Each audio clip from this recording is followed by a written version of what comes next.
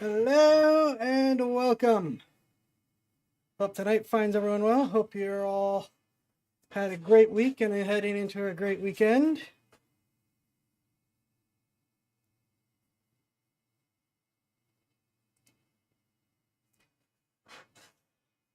Excellent.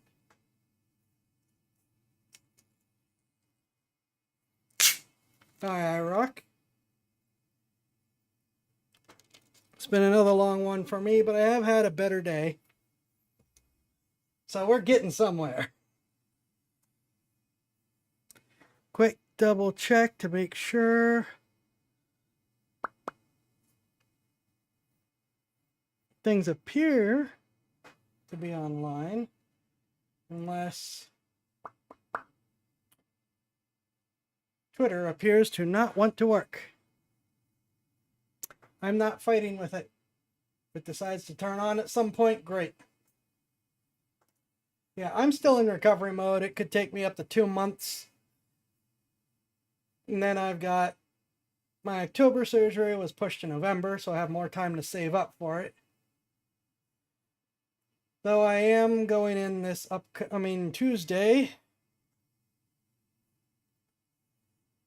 for another set of exams and talking about a different treatment process in the meantime. So, you know, that monthly goal I just forgot to update. It's going to change.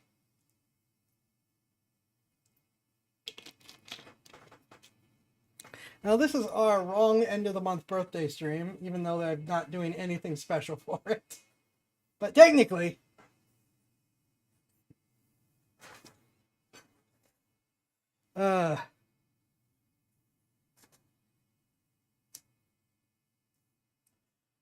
I had announcements. I forget what any of them are.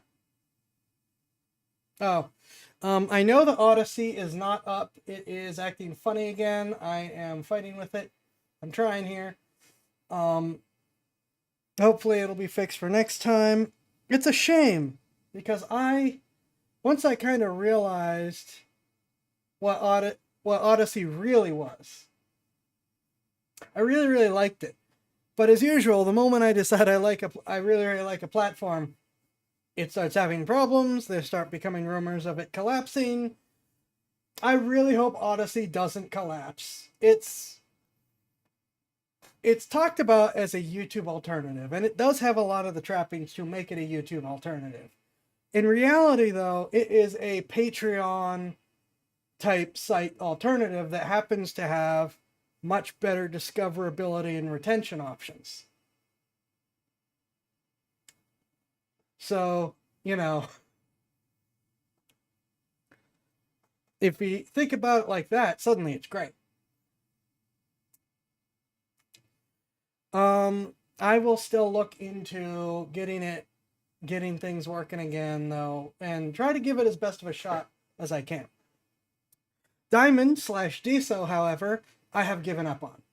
As it appears, the creator of the platform has also given up on it. They keep trying to push new, better alternatives, and it's like, the DSO network actually works as advertised. It's actually good. You just need to develop for it. But they insist on not developing for it. And so, and they're not going to hand it off to someone else. And so that has unfortunately seemed to collapse. So I've taken it off the solo. It will probably be just tossed away, and that is money that I'm just going to write off as a loss. I don't know if I'll actually get to write it off as a long-term loss, but we'll see. I am also I'm not. I need to look into other things that seem always a dangerous term, but that seem to be up and coming sites. There's a neat one I meant to talk about a little bit, and we'll not do more tonight, but just so you people know, called Cam Tape, which is classic YouTube. Someone completely rebuilt classic YouTube.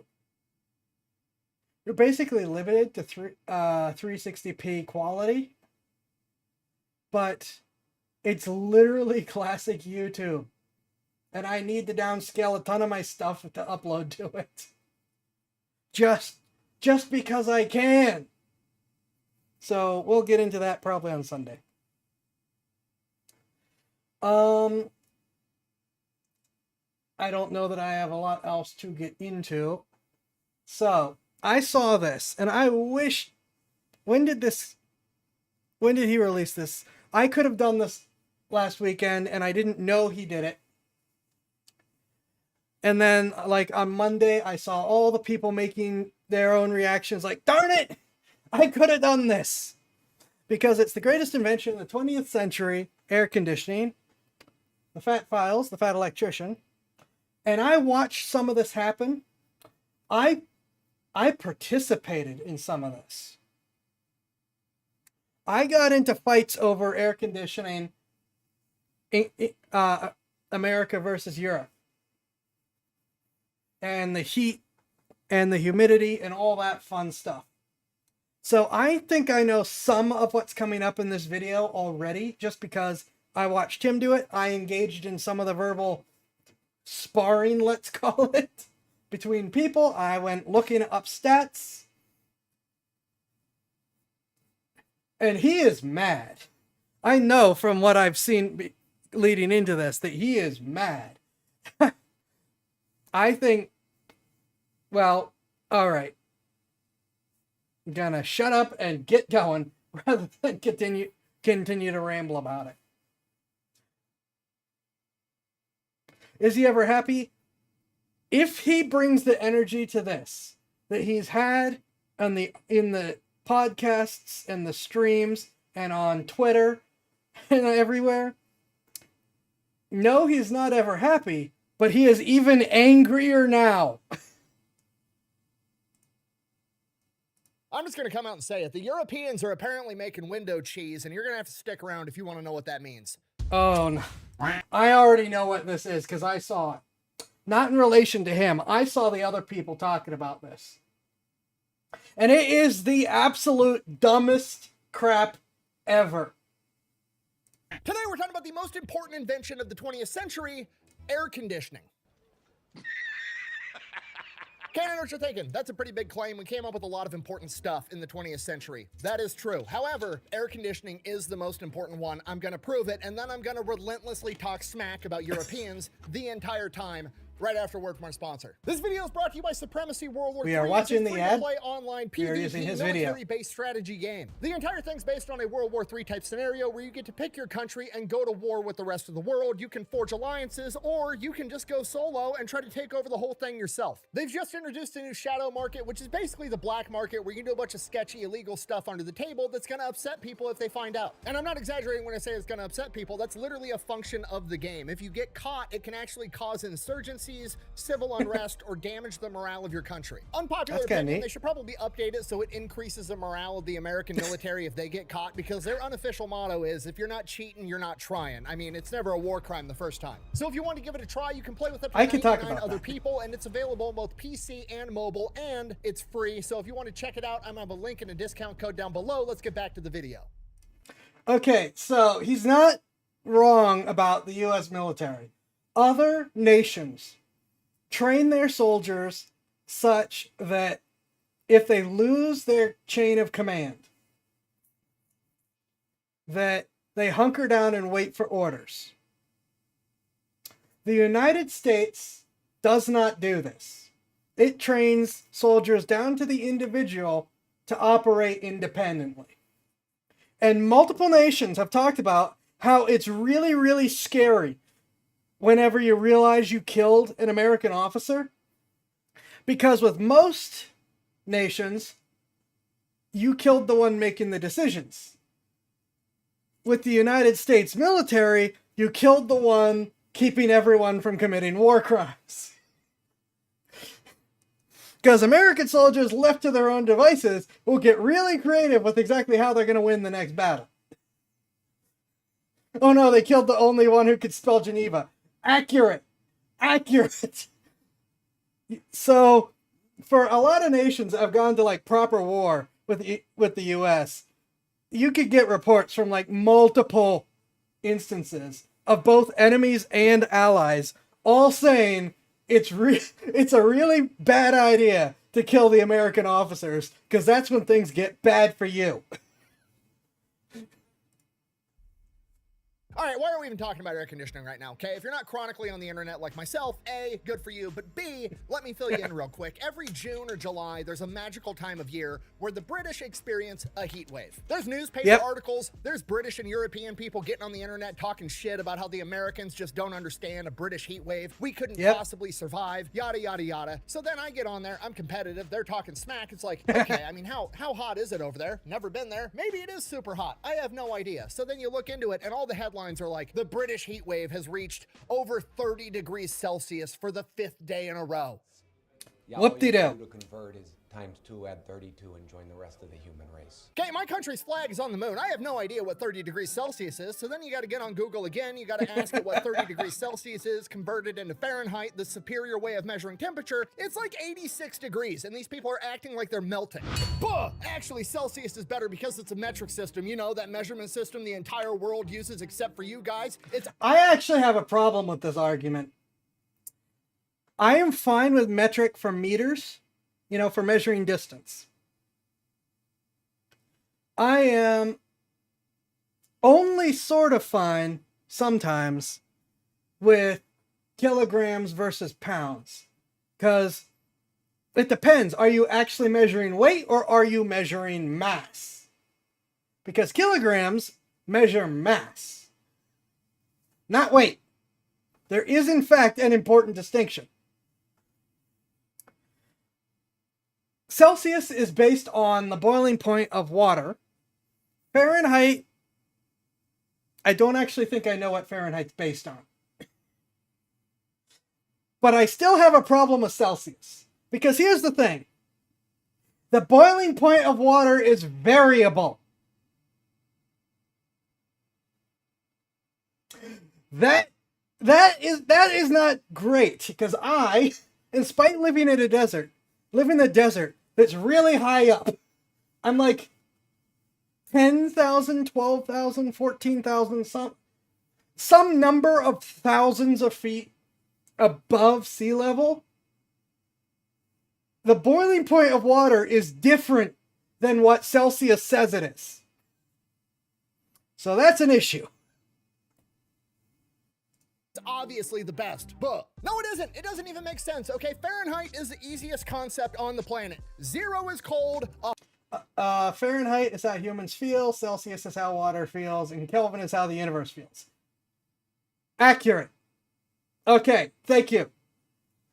I appreciate that. 100 is hot. Fahrenheit is the easiest concept on the planet. 0 is cold. 100 is hot. Based on the human experience. Also there. Okay. The end. Celsius, on the other hand, is based on the freezing and boiling point of water, which doesn't even make sense because the freezing and boiling point of water isn't a constant. It depends on like 20 other variables, including altitude. Okay, when somebody asks you, how hot is it outside? Nobody's asking you, how does a glass of water at sea level feel about the temperature outside? No, I'm asking you, are my balls going to be sweaty if I go outside? Do I need to wear shorts? Do I need to bring baby powder? Is monkey butt a potential hazard? These are the questions I want to know. I don't give a fuck how water feels about it. Oh gosh, it's just too much.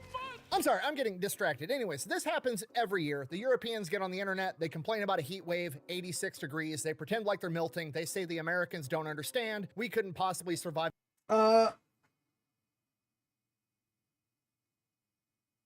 is based on 0 being when the ocean in England freezes and 90 to 96 is where humans are. Okay.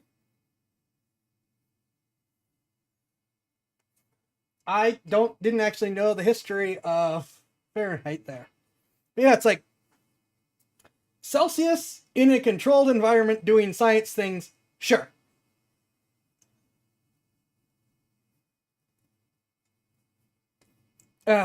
Anyways. a British heat wave, yada yada yada. Well, this year something amazing happened. The FIFA World Cup I was have in loved America, this. so a bunch of Europeans This has been came to America, amazing. and they got to experience American heat, and it became Yeah. overwhelmingly obvious to them they are in fact just being giant pansy asses about the entire situation. At which point the Europeans realized that they were wrong, they admitted defeat, and we all moved on. I'm just kidding. The Europeans pivoted, they moved the goalposts, and then the entire conversation became about air conditioning. Okay, I had no idea because I'm an American. Okay, before we get to air conditioning, I just want to say something, okay? Because of my own arguments, I ended up looking this up. We're going to take Alaska out of the equation. We're going to take Hawaii out of the equation. We're going to take Russia out of the equation. Mainland Europe, in its hottest and coldest points, is still less than mainland America. The coldest it's ever been in Europe is about 10 degrees Fahrenheit warmer than the coldest it has ever been in mainland USA. The hottest it's ever been in mainland Europe is about 15 degrees cooler than the hottest it's ever been in mainland USA.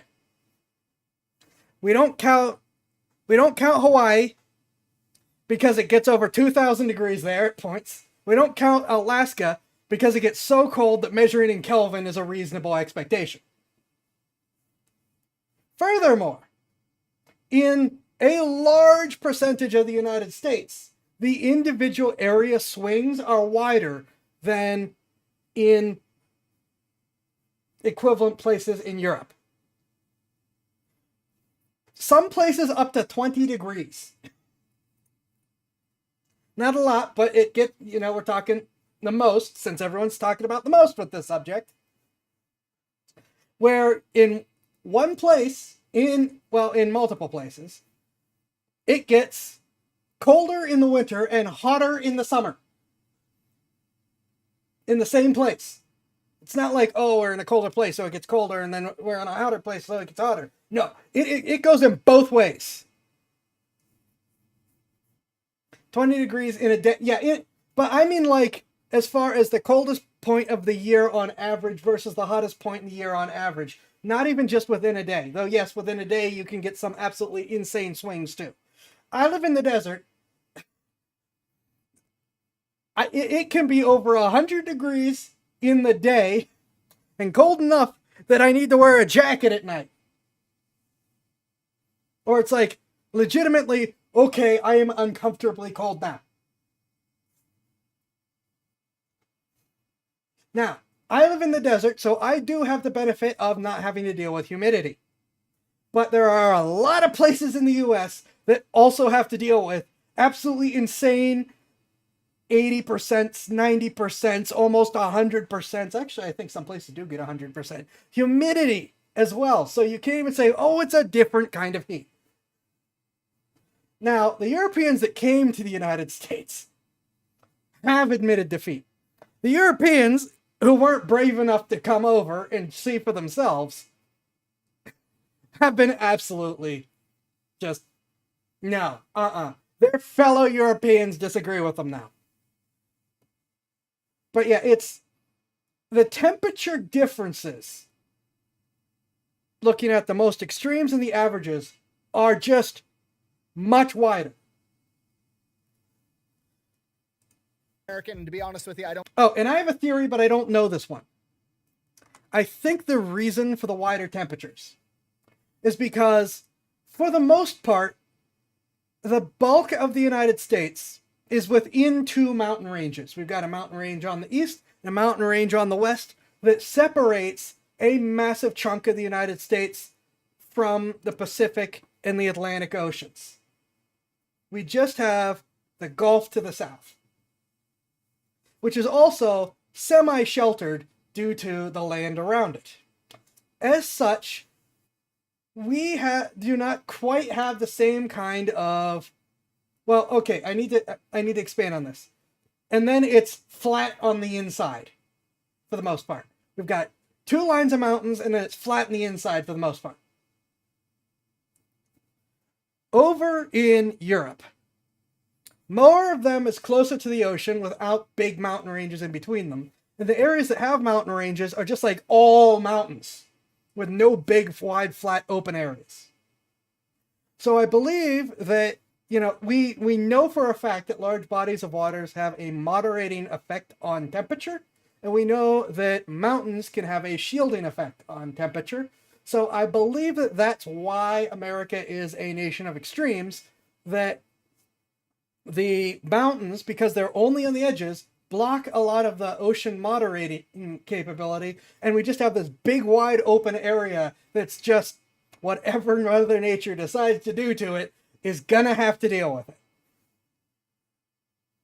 Admitted defeat, and we all moved on. I'm just kidding. The Europeans pivoted, they moved the goalposts, and then the entire conversation became about air conditioning. Okay, I had no idea because I'm an American, and to be honest with you, I don't give a fuck about European politics, but apparently the British and the French are like morally and mentally just adamantly opposed to air conditioning to the point that it is literally a humongous political debate over there right now. In the UK, France, Germany, Belgium, the Netherlands, and I forget where else, they have arrested people for running air conditioning. And the right wing and the left wing over in France is literally divided on air conditioning. Air conditioning in France is right-wing technology. I'm not exaggerating. And me, with how my brain works, now I have to know the history Italy? of air conditioning. Okay, So, that would make from sense. the top. The first modern air conditioner was invented in 1902 by an engineer by the name of Willis Carrier, and Willis Carrier was hired by a publishing company to come in I know and who that solve a guy problem. is. The problem this publishing company My air conditioner's one of his.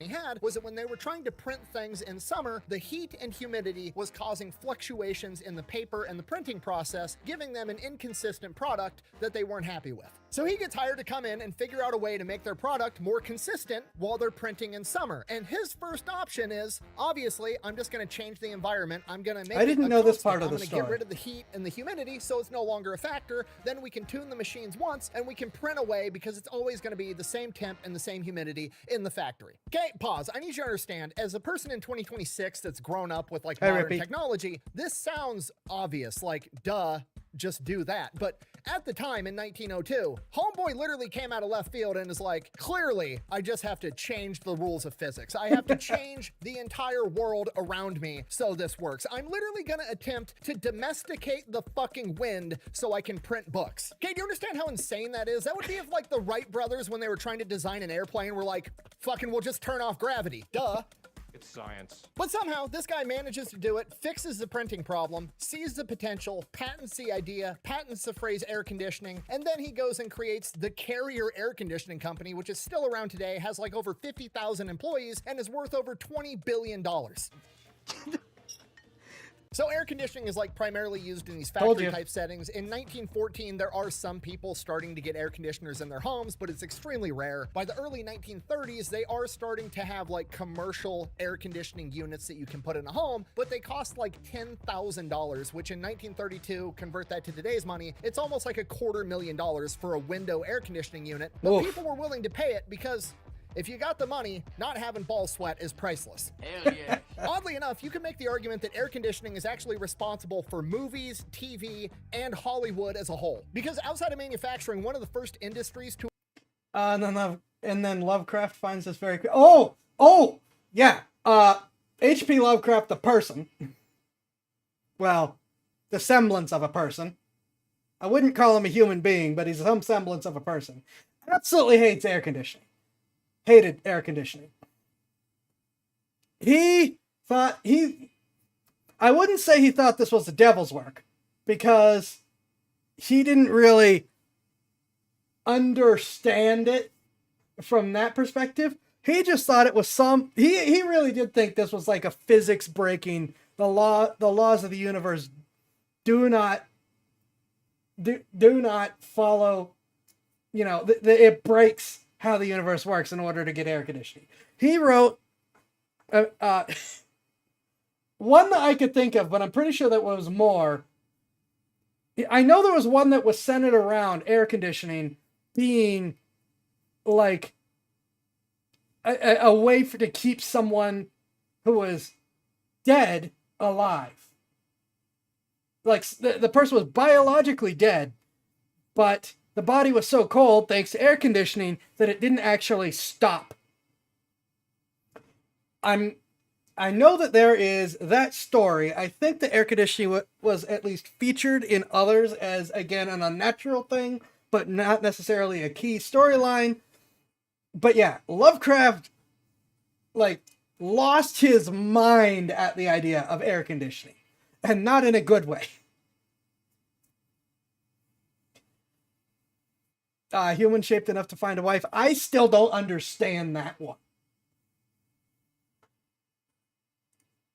TV, and Hollywood as a whole. Because outside of manufacturing, one of the first industries to adopt air conditioning is movie theaters, which makes so much sense because I cannot tell you how many times I've been shown like, oh, this is a silent film from I didn't know this, but yeah, it makes sense. It was so funny at the time, blah, blah, blah, blah, blah. Nobody was going to movie theaters in the 1920s, the 1930s, the 1940s because they enjoyed watching silent films. They were going because that was the only place they could go to get air conditioning and get out of the heat for 2 hours. You can actually go back and read accounts from people at the time where they're like, yeah, no, we don't go to the movie theater because we give a shit about the movie. We just go so we can go there to cool off. So in a way, it's pretty likely, or at least you could argue that if it wasn't for air conditioning, the film industry as we know it today might not exist. Regardless, movie theaters were a lot of people's first encounter with air conditioning, and once they saw it, they're like, holy shit, this is awesome. I want to get it inside my house. But from here, the cost of air conditioners actually plummets because it's something that everybody can use and everybody wants. It's just like TVs. When I was a kid growing up, a flat screen TV was like $12,000. It was some absurd amount of money, and today I can go to Walmart and buy a 70-inch flat screen TV that's better than those TVs when I was growing up for like $400. So air conditioning got incredibly cheap and incredibly fast when you compare it to pretty much anything else, and by the 1950s they were starting to have literal experiments that they would call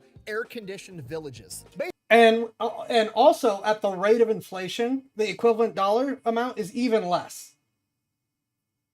Basically, they were new housing developments where all these new homes had air conditioning in them, and they actually had psychologists and scientists go in, and the families that bought these homes volunteered to be studied for over a year to see the impacts of living in an air-conditioned climate in your home and how it would affect you. People had no idea what would happen. Would they go crazy? Would they not be able to handle going outside anymore? These were all huge unknowns at the time. And you want to know what the psychologists and the scientists concluded about living in air conditioning? It's pretty fucking awesome. Okay, they found out that everybody slept better, and they also found out that the housewives were reporting back to the psychologists that their husbands, and I quote, had a better disposition, aka the 50s.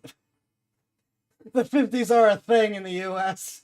their husbands weren't as fucking grumpy all the time. You can literally go back and read the articles. We'll read one right now. Headline, air conditioning helps with disposition. Women living in air-conditioned homes in Austin, Texas, the air-conditioned village, startled a team of psychologists and researchers by asserting their husbands' dispositions had somehow miraculously improved under the influence of air conditioning. Okay, when you're not hot, you're not grumpy. Fucking shocking, I know. Oddly enough, statistical data collected by these researchers indicated that indoor conditions within these homes could be conducive to support this opinion of these air-conditioned housewives. Reading newspapers from the 50s is crazy because it's just like, well, the housewives are saying their husbands are in the better mood, but them bitches are crazy. We can't trust them. We need empirical data to prove their opinion might be correct. Beautiful. I know. But even more strongly indicated is the likely possibility. Okay, so they worded it in the worst way possible, but I will point out that technically when you're doing a scientific study, empirical evidence is necessary, but man, did they do it in the worst way possible. That the women themselves, as a result of enjoying the comforts of air conditioning, were able to look upon their spouses with a little more than usual benevolence. Okay, translation, mom and dad are both in a better mood because nobody's sweating their ass off all day, obviously. Okay, just so we're on the same page, if you're not picking up on a put down so far, air conditioning might be responsible for the entire film industry, TV as we know it today. It helps keep families together, and that's just scratching the surface on why it's the most important invention of the 20th century. Just to prove my point, let's have a thought exercise. I asked Google, completely blind. I had some guesses because I know a little bit about history, but I just went in blind and asked Google, what are the most important inventions of the 20th century? Oh, here Let's we see what go. they came up with. So coming in at number one, we have the transistor, obviously extremely important, but the mass manufacturing of transistors isn't possible without air conditioning because in order to manufacture a transistor, you need purified air, humidity control, and temperature control, all of which are provided by air conditioning. So no air conditioning, no mass manufacturing of transistors. Not just transistors, most electronics, period. more point. Coming in at number 2, the internet, okay? Internet also can't exist without There we AC go. because the internet is run off of a bunch of server farms, which also need to be in a climate-controlled environment. You ever been inside of a server room? Pretty cold, pretty purified air. Can't have it without air conditioning. Coming in at number 3, My summer job, we had a tiny little closet of a server room. And IT, of course, was like, no, we need air conditioning's needed. We need to keep it cold in here. And that we had one of those bosses that didn't understand why the server room needed to be cold. And oh my gosh, they almost fried the whole thing. Because they kept trying to crank up the temperature and be like, no, it doesn't need to be down in the 60s. It's like, it should really be down in the 50s. penicillin, obviously incredibly important. The world's first antibiotic, saved tens, if not hundreds of millions of lives since it was invented. And you know what? Would it exist without air conditioning? Almost certainly. However, would you be able to mass manufacture it to the degree that we do today as safely as we do without air conditioning? Nope. Absolutely not. Number Or 4, any mass other production medicine. of automobiles. Could that exist without air conditioning? Yes, it could. However, if you look at where most cars are manufactured, Texas, Tennessee, Alabama, Mexico, none of those places would be able to crank out cars to the degree that they do without air conditioning because you would have workers dropping out from heat stroke. In fact, most of the major cities in America that are in a hotter climate, like, I don't know, Las Vegas, Phoenix, Dallas, Houston, Orlando, Atlanta, Oh my gosh, all yes. of which would probably exist to some degree if it wasn't for air conditioning. But air The AC broke with the server room there. We brought in dry ice and filled the room. There's on dangerous CO2 poison in that room. Still got over. Oh my, yeah. You do not understand how rapidly, even just normal servers, not even like an overworked server or anything, normal server loads, how rapidly that will raise the temperature. Oh my gosh. I don't know why. I don't know why we got to, because humans are stupid. That's why. conditioning allowed them to grow into major metropolitan areas. It's literally a saying, air conditioning made Phoenix possible. And last but not least, the airplane. Now, would the Wright brothers have strapped some wings to a bicycle, drove it off a cliff, and figured out how to fly? Absolutely. Is commercial flight without air conditioning as we know it today possible? Absolutely not. The inside of that cabin on that plane would be 400 degrees if it wasn't for air conditioning. So yes, air conditioning Or it would be unsealed and miserable in many other ways. is the most important invention of the 20th century. Which raises a question, why the fuck don't the Europeans just use it? Right. What did he say? Said how's his edge, huh? He only chopped him down because he couldn't see the view no more. What's he known about? And the His answer to that face! question might be the most infuriating answers to a question I've ever gotten in my entire life. Answer number 1. Europeans don't need air conditioning because the climate isn't as hot as America. Now, setting aside the fact that that proves the initial point that America is hotter and we could survive a British heat wave, we'll just set that off to the side real quick. The Europeans say shit like, well, we wouldn't run them that often and we would only need them for like 1 month a year. Cool. Do you know how much shit I own that I don't need very often? I've had a spare tire in every car I've ever owned my entire life. I've never had to use it. I've still fucking got it just in case. If there was something that I only needed to use 30 days a year to make sure my balls weren't hot while I was trying to sleep, you best believe I'm gonna fucking own it. Oh, well, Europeans are tougher than you Americans. We'll just grit our teeth and bear it. Are you? Are you really? Because last I checked, 175,000 fucking people died from heat stroke because you're too fucking stupid to buy an air conditioner. Do you understand? The United States is between 2,000 and 4,000. Period. How insane are you? Are you really? Because last I checked, 175,000 fucking people died from heat stroke because you're too fucking stupid to buy an air conditioner. Do you understand how insane that is? If there was any other event on the planet that killed 175,000 people, there would be memorials and statues commemorating what a tragedy this was. But because it's just you guys being like, well, the Americans invented a machine that can domesticate wind, but we don't want to admit they're right, so we would rather let all our young and elderly die of heat stroke than give them the W. What are you doing? Okay, which leads right into the next argument, the most infuriating. Okay, so it gets worse for Europe. It gets worse for Europe, okay? because I was involved in this. To be fair, 20,000. I don't know that that number includes Russia. I think Russia's its own thing. Unless you mean there's an additional 20,000 people, which that would not surprise me. Not only do 175,000 people die to heat, just to put more of a point on it, 375,000 people in Europe died of cold.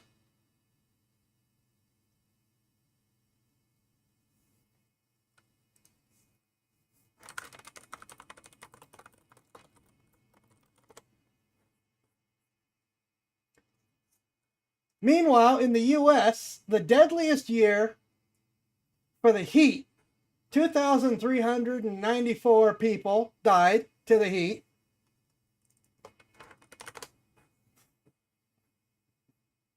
$40,000 people died of the cold. So it's more people to the, and I know that that statistic is heavily talking about people that are in cars that get wrecked and get stuck. That's a sizable chunk of that particular percentage. Because the United States is huge, and you can get stuck someplace where there is no chance of you being found in time. So we've got just over 2,000 to 175,000. We've got roughly 40,000 to 375,000. Meanwhile, the absolute most gun deaths reported in the United States is 48,830, which is not just mass shootings, that's gang violence, that's police shootings, that's individual murders, that's self-defense, that's suicides, and that's idiots that have an accident because they didn't check to see if the gun was loaded or not.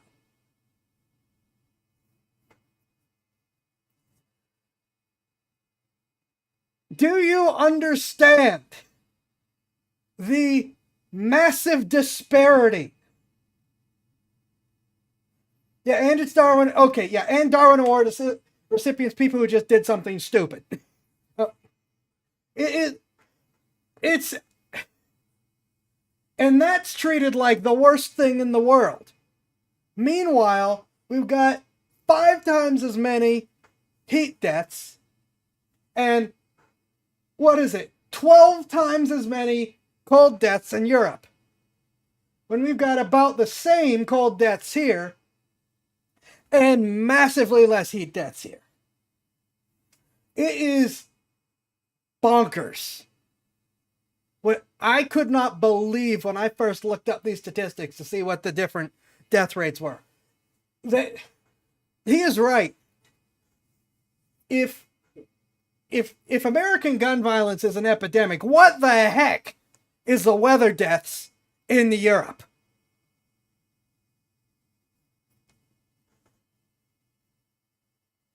You might argue the lack of AC constitutes also a recipient of the Darwin Awards.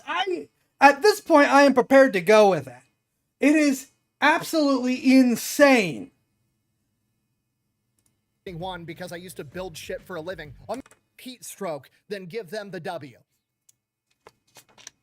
What are you doing? Okay, which leads right into the next argument, the most infuriating one, because I used to build shit for a living. Americans don't understand because our homes are actually built to retain heat, so an air conditioner wouldn't work as well. That's how insulation works. That's just insulation. That's how insulation works, okay? Do you have a thermos? If you put hot tea or whatever stupid shit you guys drink in a thermos, you know how it stays hot? Now dump it out and put fucking ice water in it. The ice water stays cold, okay? Your house isn't specifically designed to be hot inside. It's designed to have a controlled temperature regardless of what's going on outside. So if you buy an air conditioner and you cool off the house, it stays fucking cool. Well, air conditioning's really expensive. No. There is an argument that a lot of European houses are better insulated because of the massive prevalence of stone and brickwork as opposed to most of the wooden and drywall type work in the US.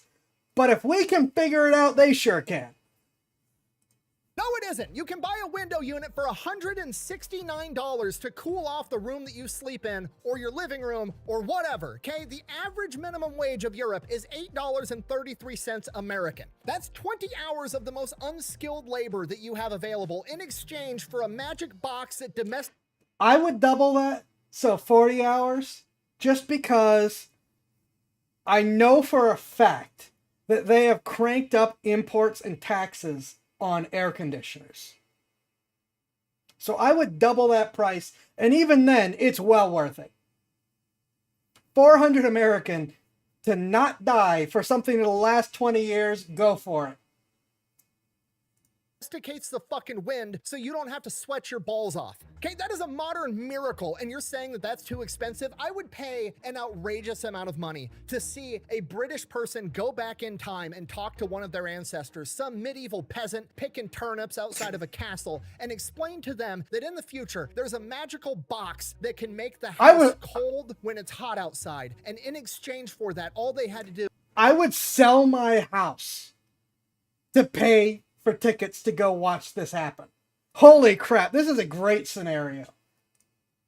Was make the house cold when it's hot outside, and in exchange for that, all they had to do was work 20 hours, and they could cool off their house 40 for years upon years to come, and then explain to them with deadpan stare, but I don't do it because it's expensive. Are you pulling my leg? Motherfucker, it's literally magic to these people. You have the opportunity to buy climate-changing magic for 20 hours of your time, and you're just like, nah, I'd rather let grandma and grandpa die from heat stroke. I'm gonna be honest with you, I'm slowly coming around to the idea that this is actually a conspiracy by the European governments to slowly kill off old people so they don't break their universal healthcare system. There's no other logical explanation for why you would be anti-air conditioning. And apparently one of the big talking points is, oh, I already believe this, okay? And I'm going to tell you why. Besides the fact that, yes, more old people die to this than any other group, followed by the youngest people. Whenever there's been extreme weather and power demands that can't hold up to it, they always shut it off for the old people first. You can look that up. It is statistically true. And that is one of the big things, is the fact that because they shut down all their reactors, they don't have the power capacity to handle a ton of AC switching on at once. Do we all remember the Paris Olympics when they were saying no AC for all of the Olympians? And there was a whole thing about that because Paris couldn't take it. They're doing this. They're doing this because they can't run the electricity anymore because they don't have nuclear reactors anymore. And they're doing this because, again, I am convinced of this because they always shut it off, both the cool and the heat, just the power in general. They always shut it off first for the old people, and it hits the news and it's quickly swept away and we move on to something else. And here is the biggest thing with his comment about the socialized healthcare in particular. Here's the biggest thing.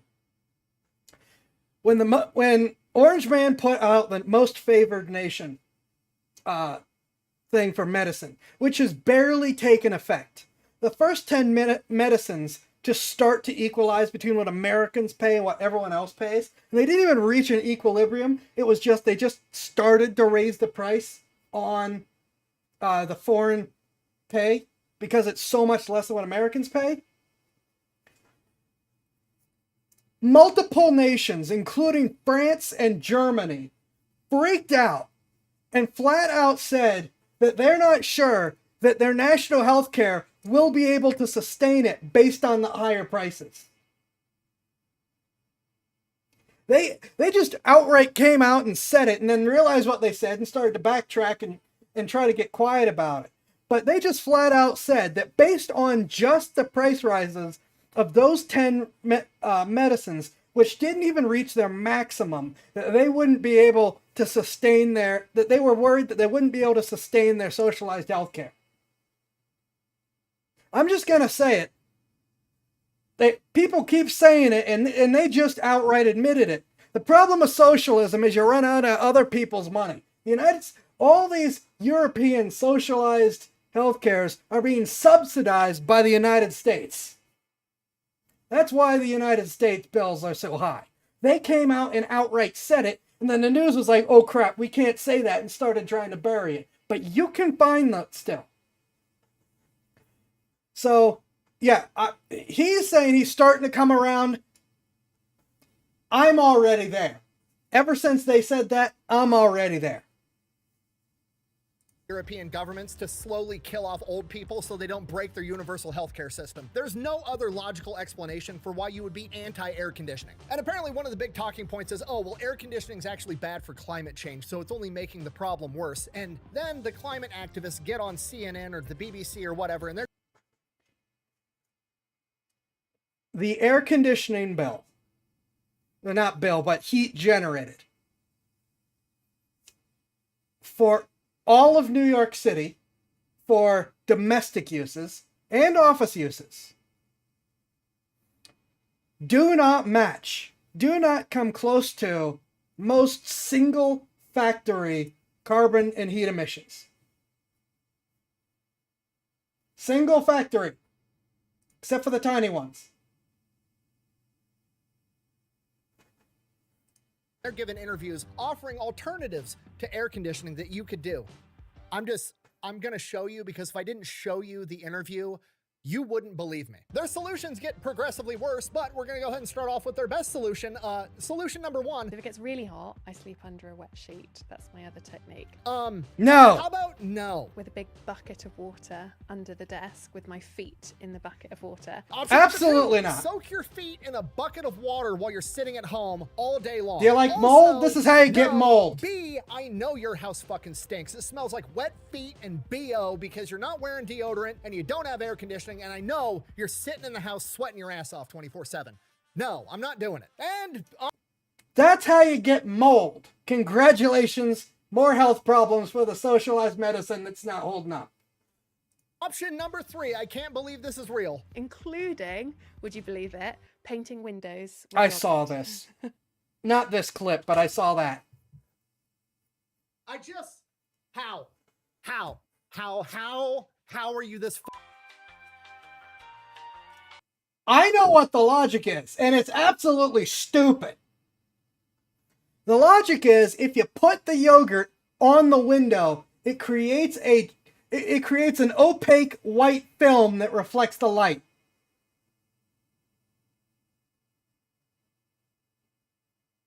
No, seriously, that is what they're trying to argue. It is the absolute dumbest way that you could even do that. Because you know what else you could do? Put up a white sheet over your window and it does the same thing. Put paper over your window and it does the same thing.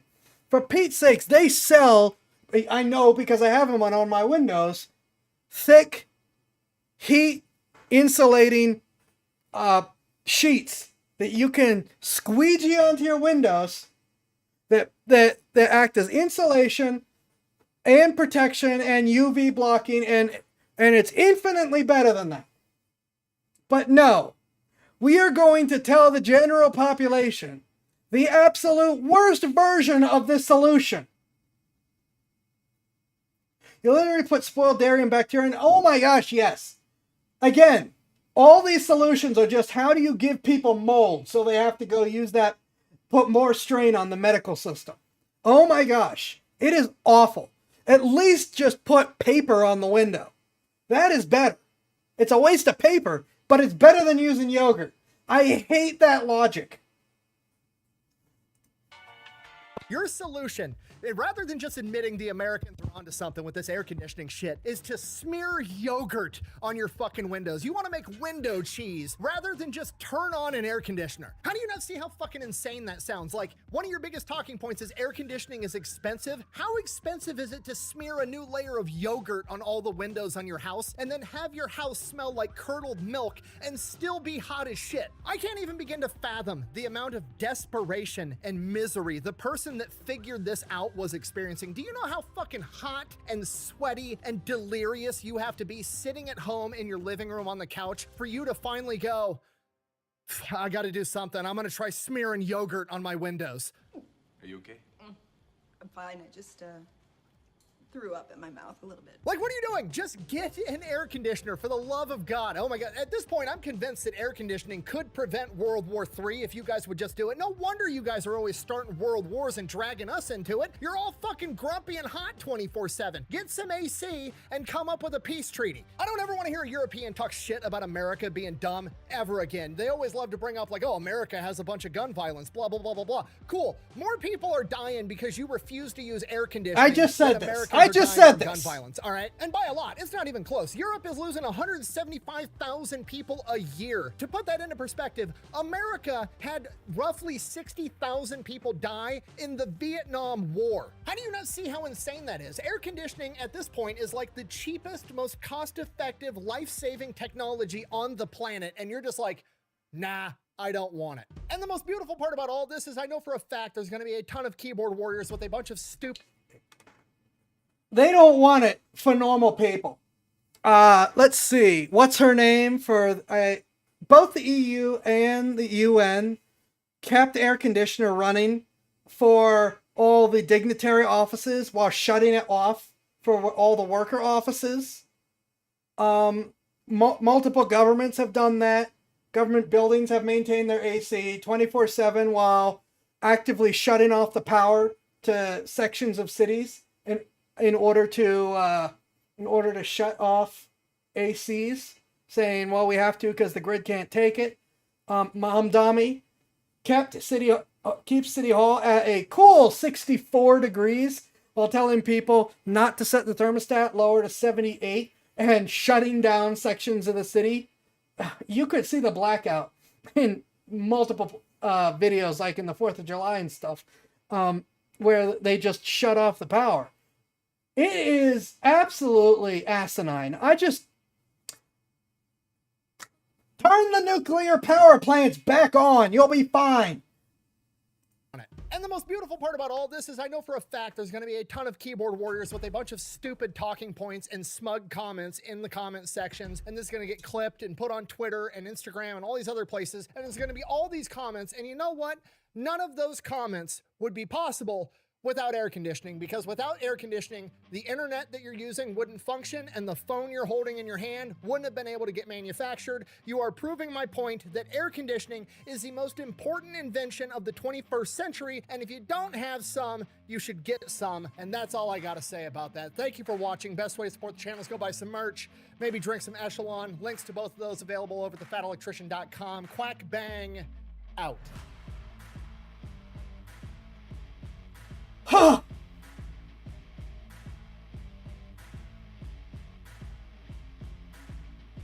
Don't forget to go check out Supremacy World War III, unlock your railgun, and go conquer the British. It's what George Washington would have wanted. Old Lincoln story, which I think is just an old story that is true.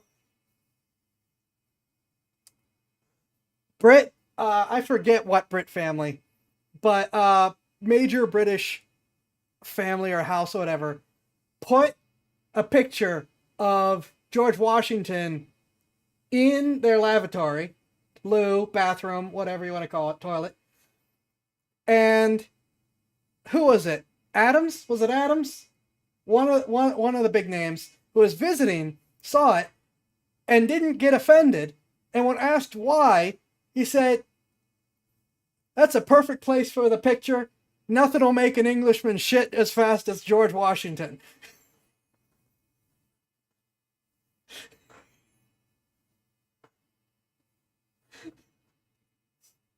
That's a Lincoln story for you.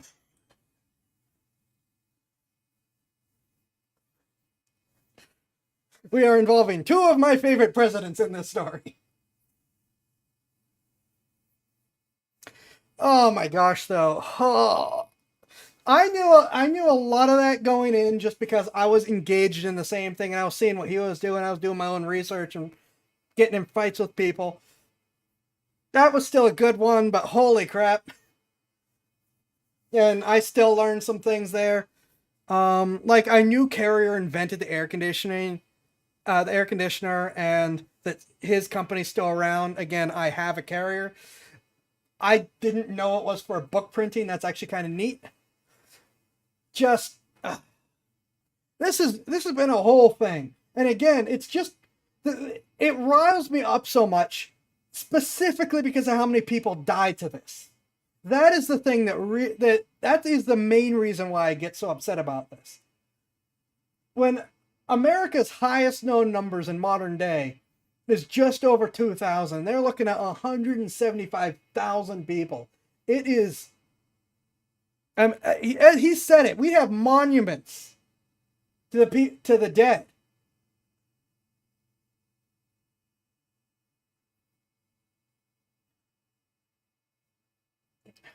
I mean, I've visited multiple Vietnam monuments, including the big one. Up to has gone full patriot. I'm just full. I hate this logic and cannot process it. Ugh. I have a relative on the wall too. Yeah. It's a thing. And just on since I brought that up, I didn't quite mean to, but he's the one that brought up Vietnam, so there we are. It is really humbling to go there. And I think people should if they get a chance. Okay, I see things that I have missed that I need to watch. I don't know why I'm not getting him in my recommendation. Well, specifically, I don't know why I'm not getting the files and the electrician in my videos. I know why. It's because even though I'm subscribed, I watch them in private mode. So it doesn't show me watching them. I'm going to have to fix that. All right. I'm going to run ads real quick. And then we're going to move on to Palworld. I have done a fair bit. I need to calm down anyways. So give me a couple minutes. I will be back.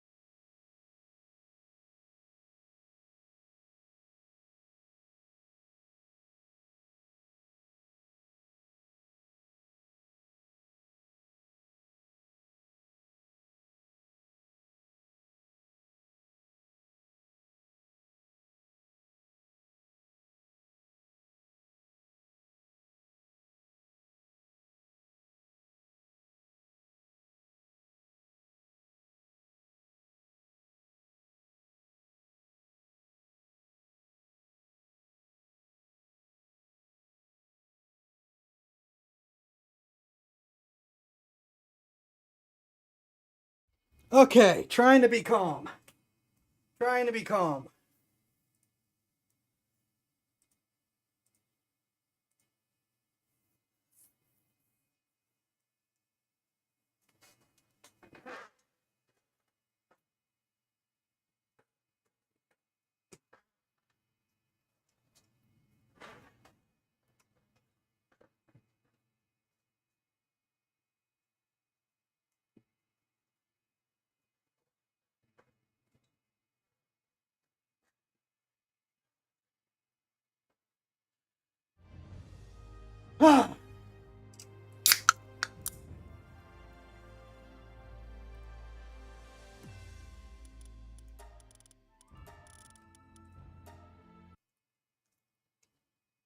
So, obviously I didn't wait to play this game, though I tried not to advance too much as far as actual story, but clearly I have advanced as far as equipment is concerned. Now have the ancient armor. I found blueprints for a legendary mechanical bow and an epic tactical grenade launcher, which makes me mad because I burnt a lot of technology points unlocking them, and in the time it took to make the materials, I found better blueprints. It's like, I could have just not unlocked these. That would have been way better. I've also found a lot of soul and ancient spheres, and my missioning has been gathering me tons of ultimate and exotic spheres, so that's what we are up to now. I haven't even gotten a chance to use this because they made this just earlier today, finally. Now, for the team, we've still got Eidrelon. Very powerful, very buffed. I actually bred the Ignis variant and then realized that I need material that I don't have in order to make the freaking saddle. Again, I'm at what I presume is almost the end of the game, and I'm still running into material problems. It's driving me insane. I have switched to Gangler Ignis because kindling and watering. So while I am out and about, I can open those chests. Also, freely travel on water for salvaging. I need that because I needed Corallium in order to make some things. I didn't want to just breed and murder the whales, which Palworld, I have some concerns about you making an essential material only available through either salvaging or specifically killing whales. That feels a little on the nose. Because I have a bow as my first end game weapon. Technically there's a couple others, but I need the final material in order to get it. I bred and condensed a Robin Quill Terra. Gives me a 30% charge speed. And a regular Robin Quill, which gives me a 35% bow damage. And then we've still got Celeray Lux as our glider because electricity is needed. It's pretty, if I need a bit to deploy another pal for base duty, it's pretty good. We have the at least prevents fall damage. So I have not actually done anything in the ancient area though, besides just fly around it and find chests. I did catch a couple things. I found the fat bird.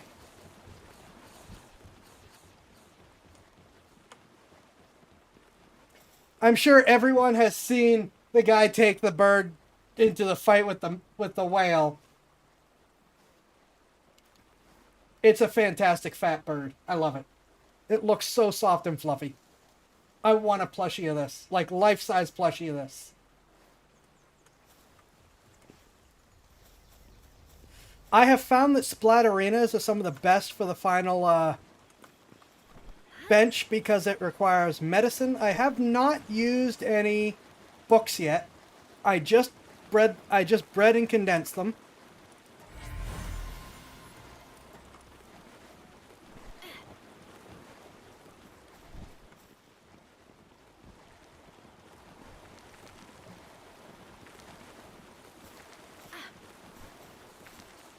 So yeah.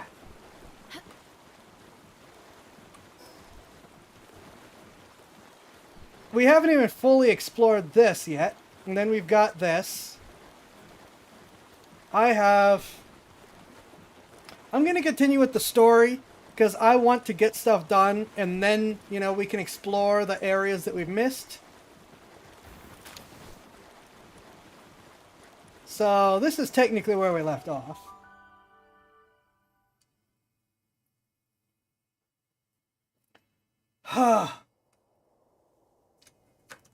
By the way, I didn't check my blood pressure. My average heart rate probably sits around between 75 and 80 beats per minute, which I know is a little on the high side. When I hit break and walked, I took my little pulse ox and I was going 125.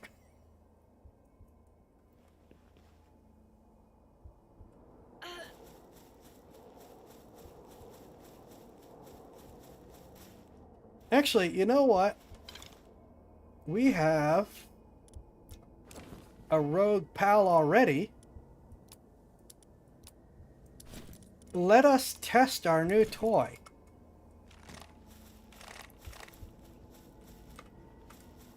Blood pressure, BPM on...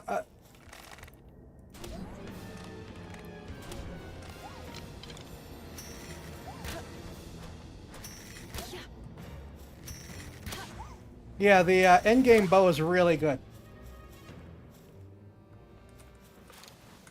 I wish you could capture those.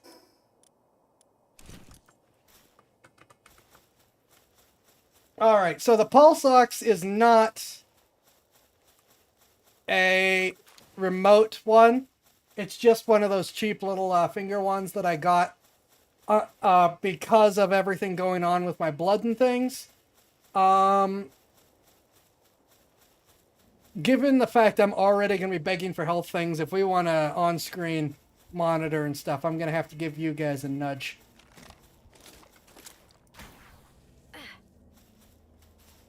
There's a lot of these roaming around, the rogue ones.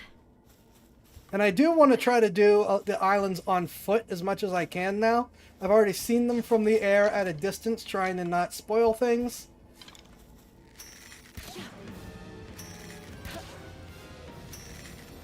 Oh, crap.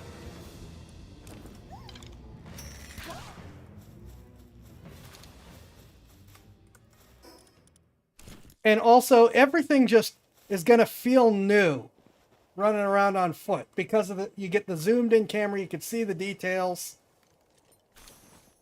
You know what? I don't think I have any of these. Soufflin. Yeah, the legendary bow is kind of amazing.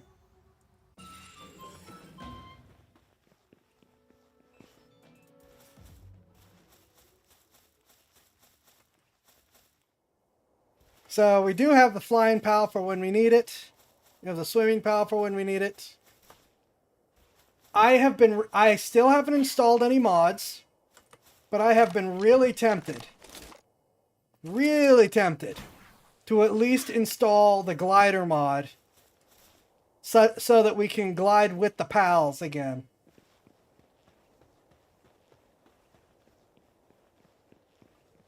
You know, I'm just gonna go give up to some motivation. I might do a tiered donation thing if we're really gonna do this. Instead of just, here is my overall goal. If you reach it, we can combine things. Some other mod... I have had many mod ideas.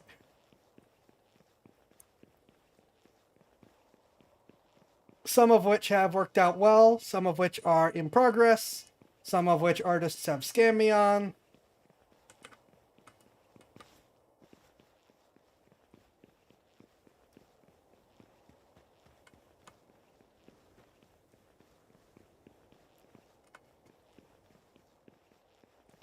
Is this...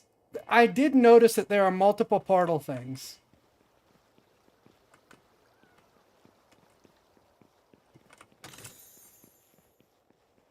So this is the one we came from, I believe.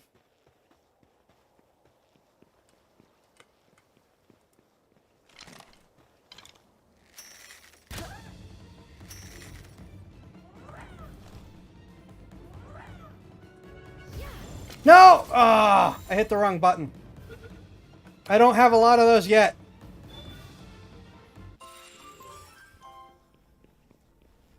Okay, yes, this is where we were.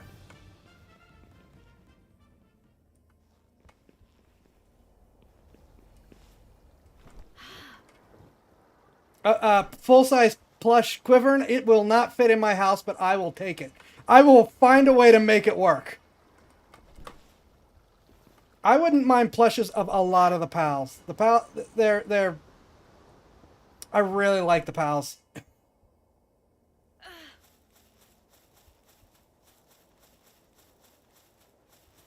There's so many amazing designs. Yeah, it'd be like it'd take up the whole floor, and it's just there to be the bed, and the chair, and the nightstand.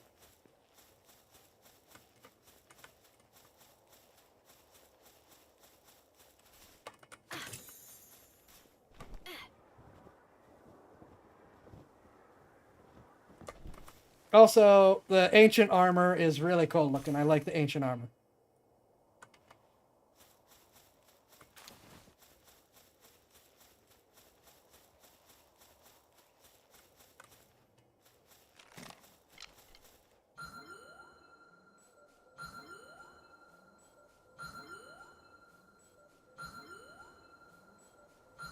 The expeditions have been really good at providing Corallium, actually.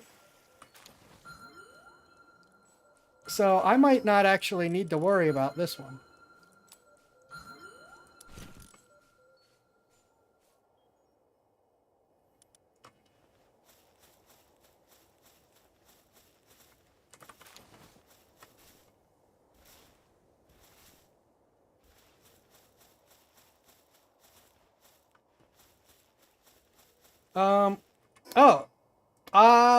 Okay, two different, okay. I was wondering, I thought I was going the other way, but it doesn't matter. This is a way to go. Technically, Meowmere has just become a utility tool at this point. It does not have the DPS to keep up with the absolute insanity that is the bow.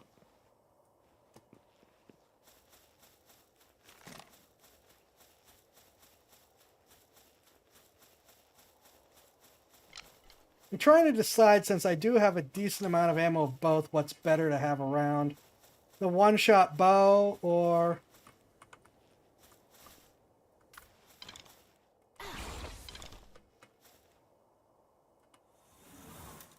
the area hit grenade launcher.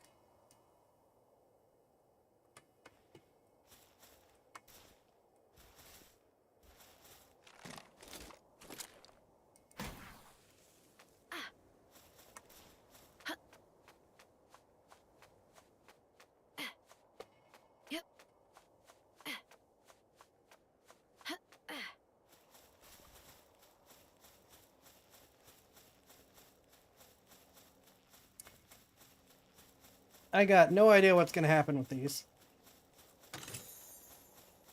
I keep getting better blueprints. Stop. Darn it, I don't want to waste all the material that I do have.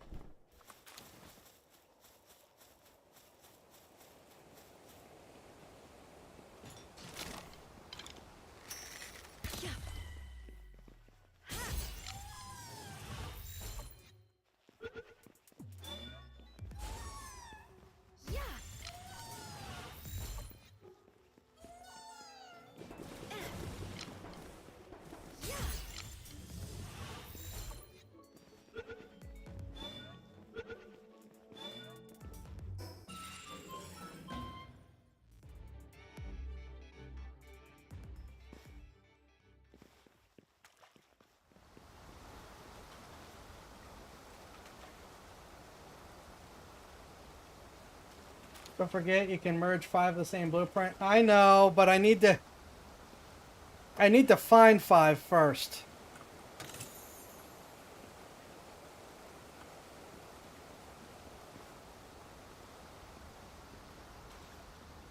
Like, I just found this legendary bow. I didn't actually find the necessary bow blueprints. Well, okay, I found the legendary bow blueprints, but I didn't find, like, a ton of epics and rares.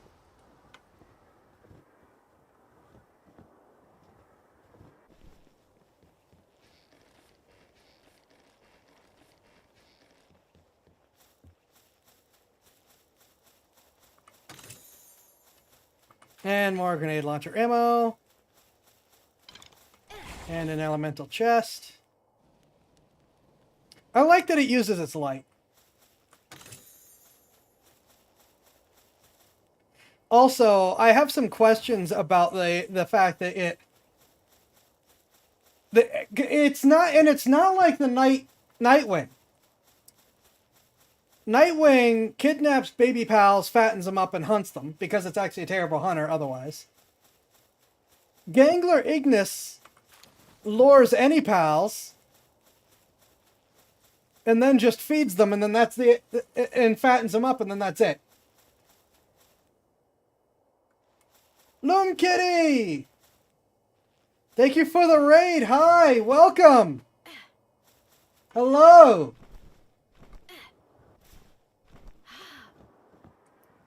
Very appreciated. Hi. Hope tonight finds you well. Thank you. Thank you for raiding. All right, I have no idea where this goes. Hi. What were you doing? How's tonight find you? Oh. Oh, okay, so these jump to each other now. Okay. Well, we don't want to be here yet, but good to know.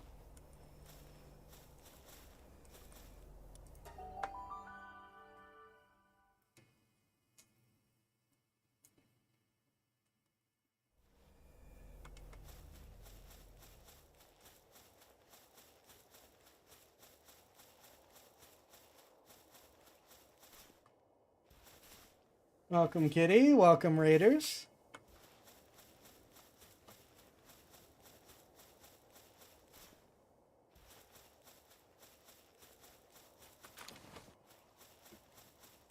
Doing modded Void Stranger and then some Final Fantasy 14. Nice. I only sort of know what you mean by getting your relic weapon, unfortunately. Sorry about that.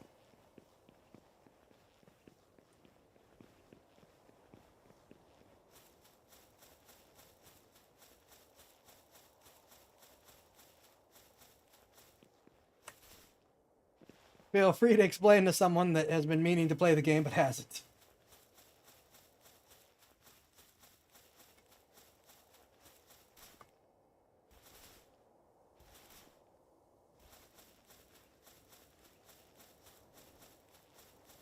Wait, am I just going back? Oh, no.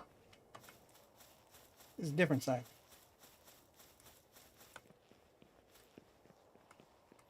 It's a big, grindy, best in slot weapon bin at its... Ah, okay. It's not quite what I thought it was.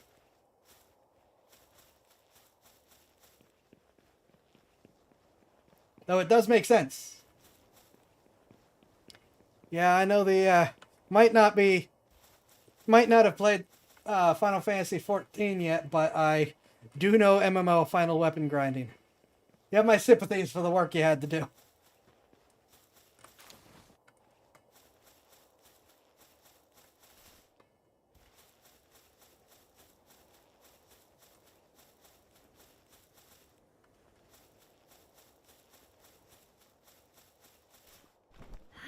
Egg!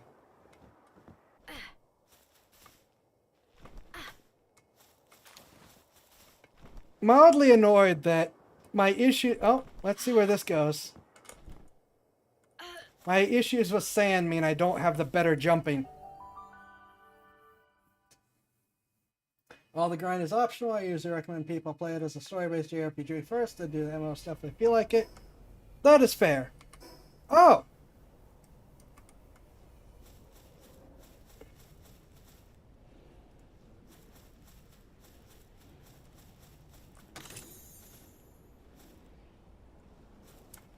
Okay, so this one puts us all the way up here. Oh hey, you're not from around here, are you? Did you come from the surface? Whoa, that's pretty wild.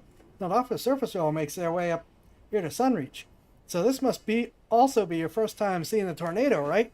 Hides the tower, Lady Ari resides. Rumor has it that any outsider who can shut down the 6 devices around the island will dispel the tornado and earn the right to challenge Lady Ari. It does sound like some tired old legend, though, I'll admit, and even if it's true, and we don't really get outsiders here in the first place. Or at least, we didn't until now. I still can't believe I'm actually meeting one myself. Must be my lucky day. So yeah, you should give it a shot. It's not like you get those kinds of opportunities on the surface, right? And if you actually do manage to pass a test, then it will be totally worth hyping you up to the task. Wahaha. Good luck up there. So they all say the same thing. Good to know. I think most people are fairly new to Valora. It's a fairly new site. I, however, like it and wish it the best of luck. I multi-stream, so Valora is one of several sites that I'm on. But yeah, it's new as well, so you're new to it and it's new to you. It is very neat, though. I don't know if you're familiar with or have heard of the old website Beam or Mixer. And it's made by someone that... Okay, this is even good against the boss. Is good to know.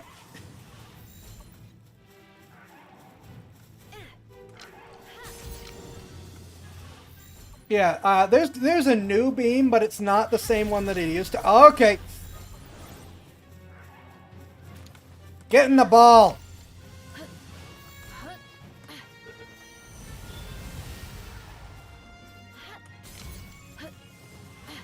There's a new Beam, but I'm talking the old Beam that like Facebook bought and that became Facebook Gaming that no one uses.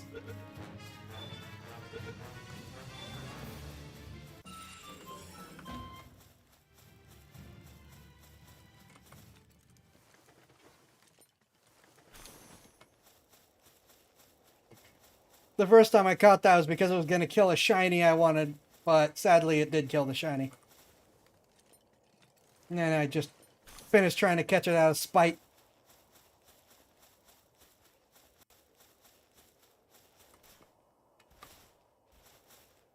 Consider Facebook Gaming. I started out, I didn't consider yeah.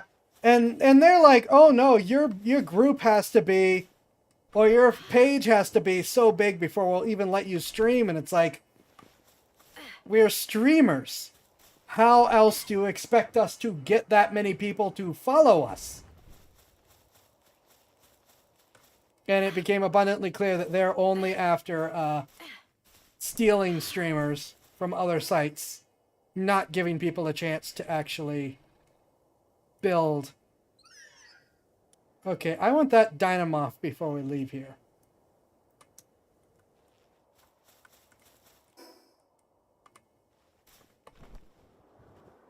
They're not looking to help people build new fandoms.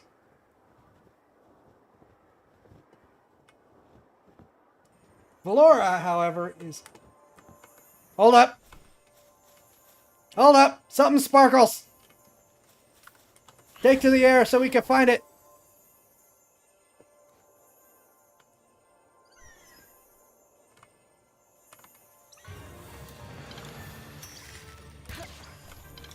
Oh! Okay.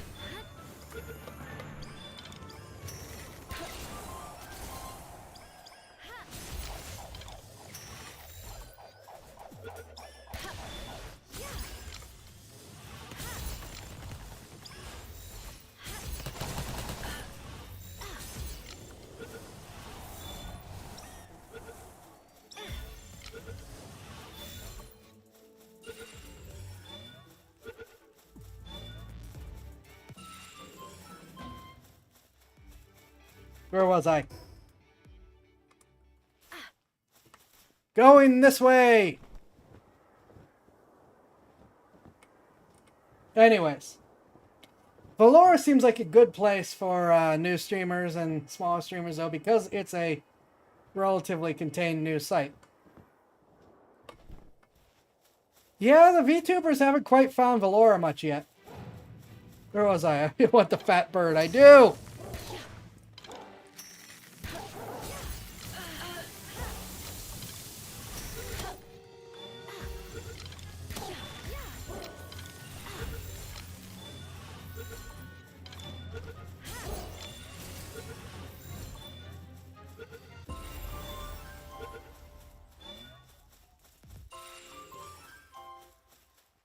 Yeah, it's nice. I don't think I've seen another VTuber on Valora either. So, also nice to see another VTuber here.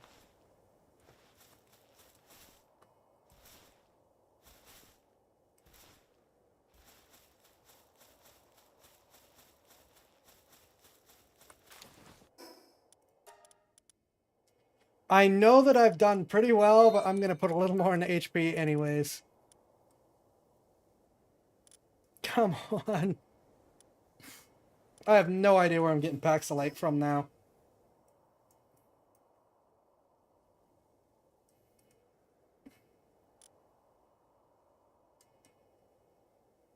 Okay, I think this was the one that we're going to leave now. What setup am I using?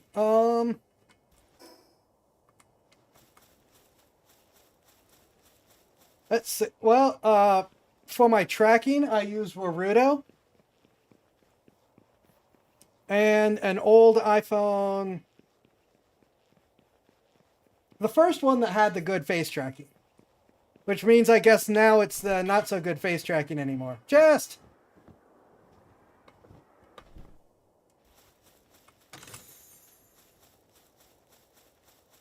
More chest. So yeah, I use Warudo.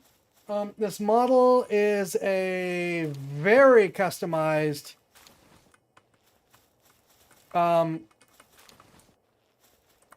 V-Roid made by Larart.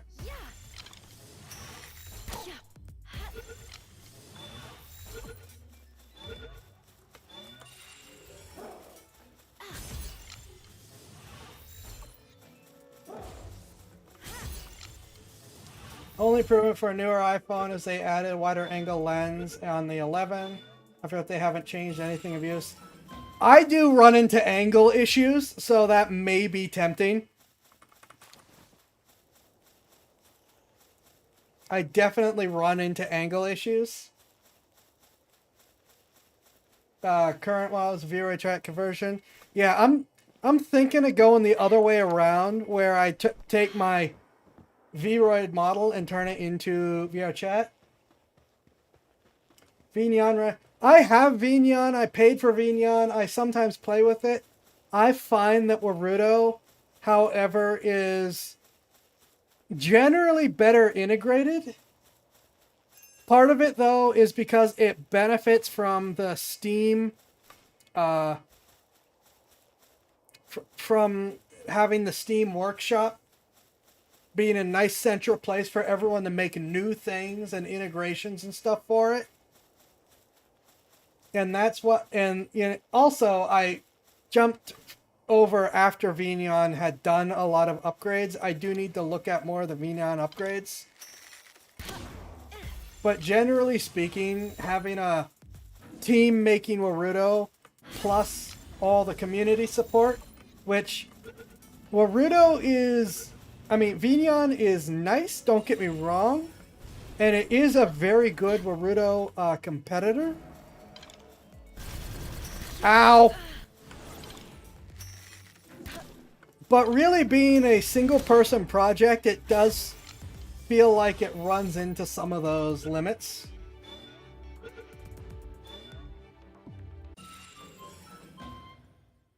Oh, you made your own plugin. See, that would change things though. Yeah, if you can make your own stuff for it, that starts to become another story. I am I really probably should make more stuff. I just don't have the time.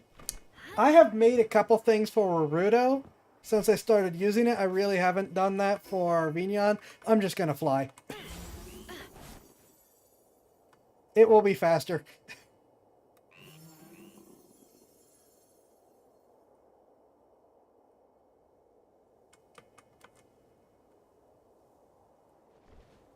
Main was inject Vignon into Live VR so you can render your VTuber in-game with a spectator cam. Okay. So I have been meaning to figure that out. So that would definitely be something that would change things for me. That would definitely be a significant change. Because that's something I keep meaning to figure out and I just haven't yet. So you definitely have my attention there.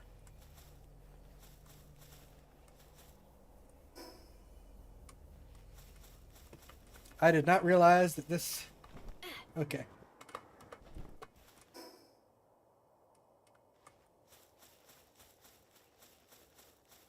I may need to fly. I want to do minimal flying and just exploring, but I may not have much of a choice here.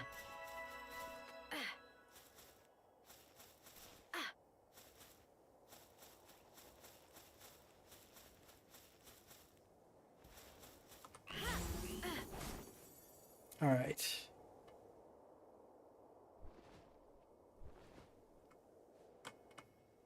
Mainly use it for Beat Saber, but Google Vignon or its old name, Livnion, one of them will find it. Yeah, I did do VTuber, some VR stuff. I stopped though. Wait, what am I doing? Because it was too much for one computer to handle. I'm now on a 2-computer system, but now I have to figure out how to do that.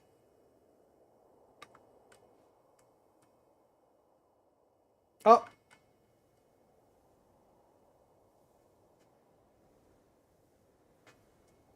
Okay.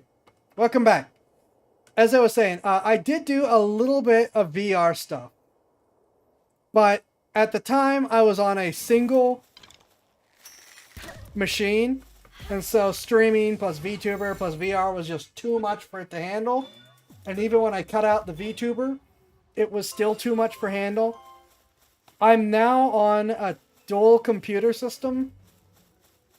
Built back before prices went absolutely insane. Though, admittedly, one's built on half-functional parts, so... I do need to figure out how to make a twin computer system run for the VR thing in order to share the load. Especially since I'm definitely not buying the parts for a single computer that can handle all that. Not without, like, an actual investor. Or a sponsor that does more than affiliate payments. I think VR Neon would work for that since it uses shared memory for comms. Well, if it can use shared memory, that might work. I know that the setup I currently use does not. Wrong one. Ooh, there's a boss over here. Okay, we want to do that first.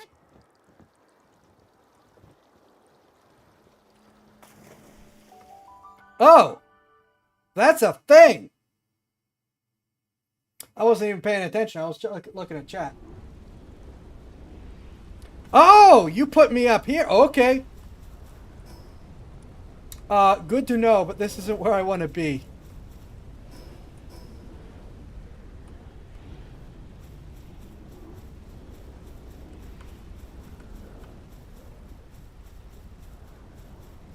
Really, the early version did use network-based comms, but I abandoned that because latency. That is fair. It is definitely a very iffy thing. But yeah, I don't know how much I can handle on a single computer unless someone other than me is paying for the Cobalt model if we're doing a Cobalt model. Because there's only one other option, and it's going to make a lot of people mad.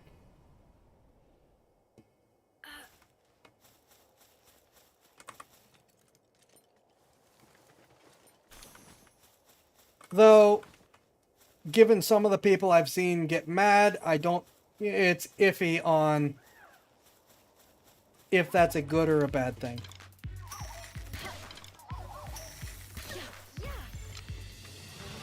Hey, thank you for following.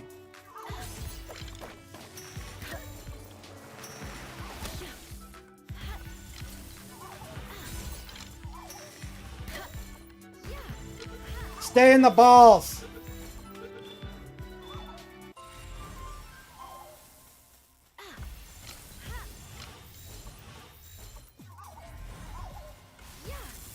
Stay in the balls.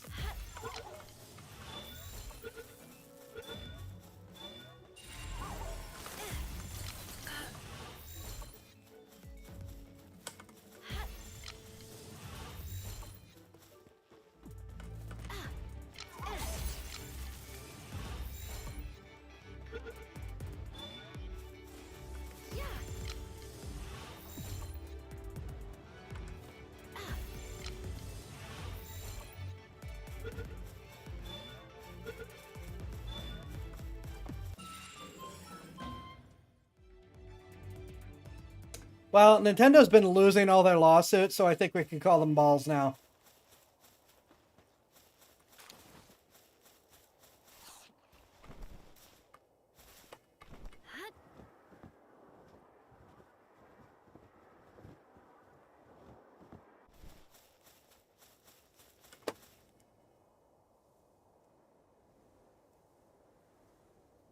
It's 5 a.m. Should go to bed. You are fine, and please rest well. Yeah, I super duper appreciate the raid. I understand that VTubers are like ready to fall over whenever, often the times at the end of the stream. I'm happy to indulge the nerding. Do not feel obligated to stay after the raid. I understand.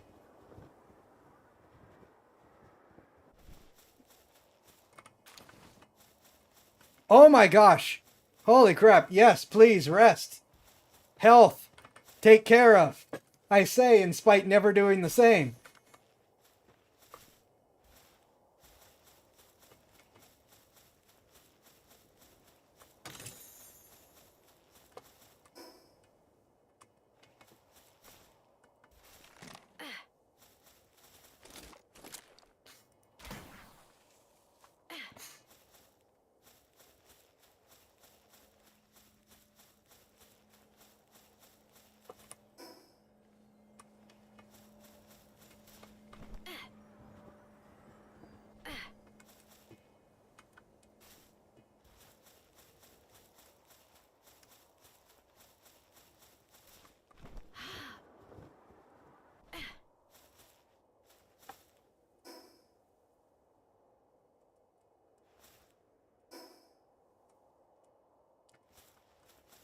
That's where I want to go. Oh, chest. Salvage.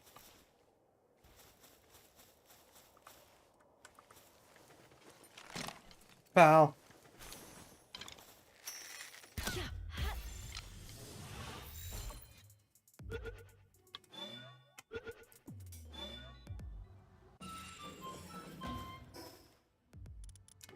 Oh, I need to go home to drop stuff off.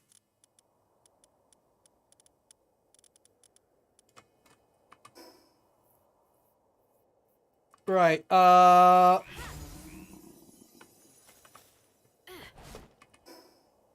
we're going to use our ability to fly to cheat the system.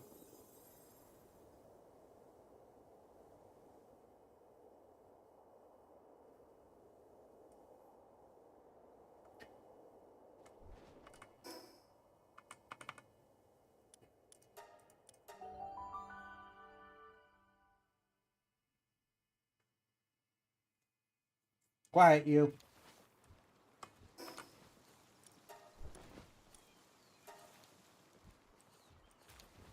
Okay.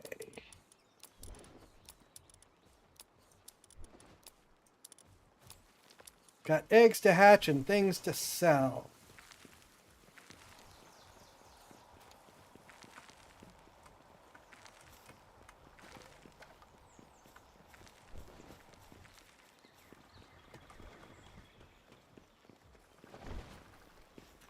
Oh, and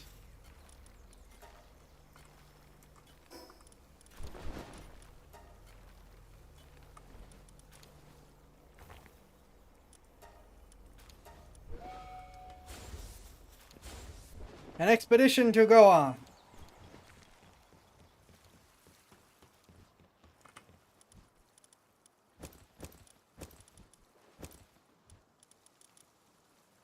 All right, where's my merchant?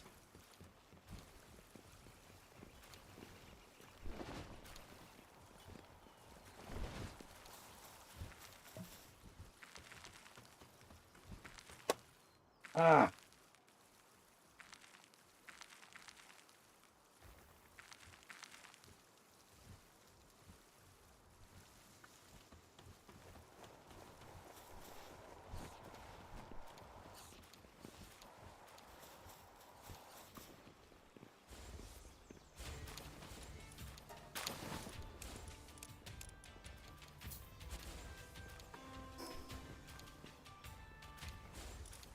Why, yes, I do have over 1,000,000 gold now.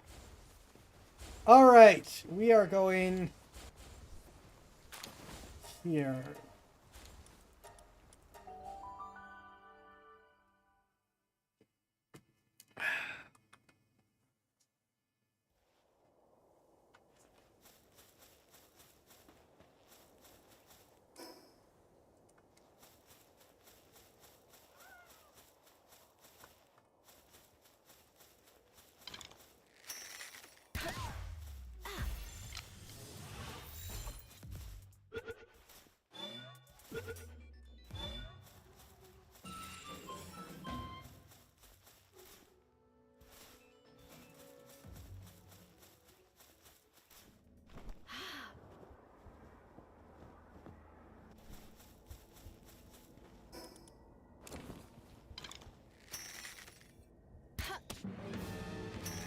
Okay, your health is a bit tankier.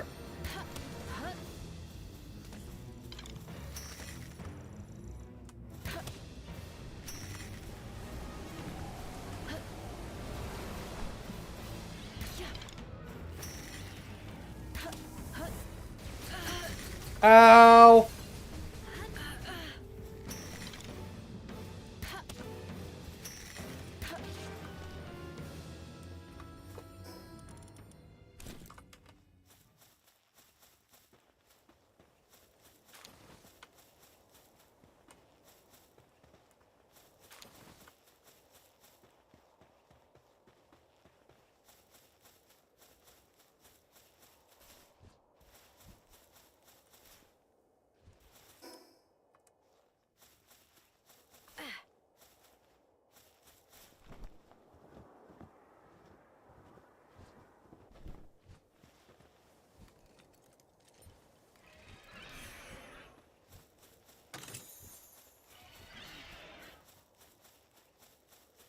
Okay.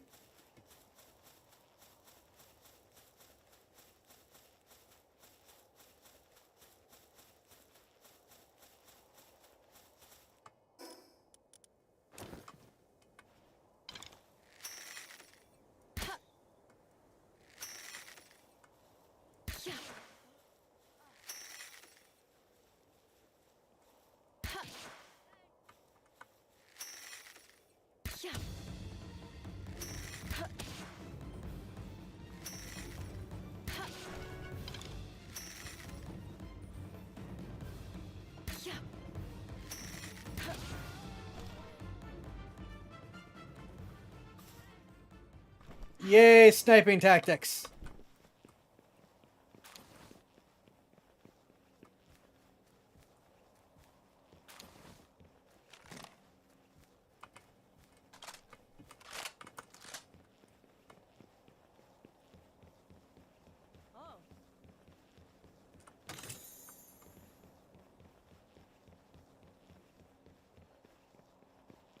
I should go back and do more of a...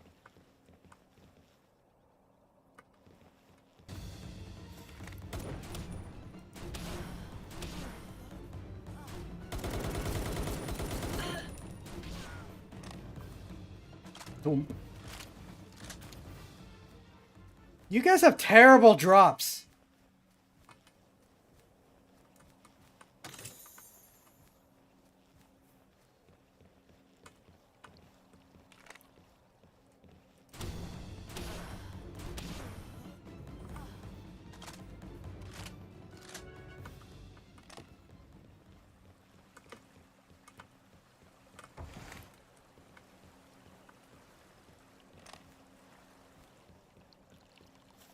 Go back and complete more of the buildings in the other places.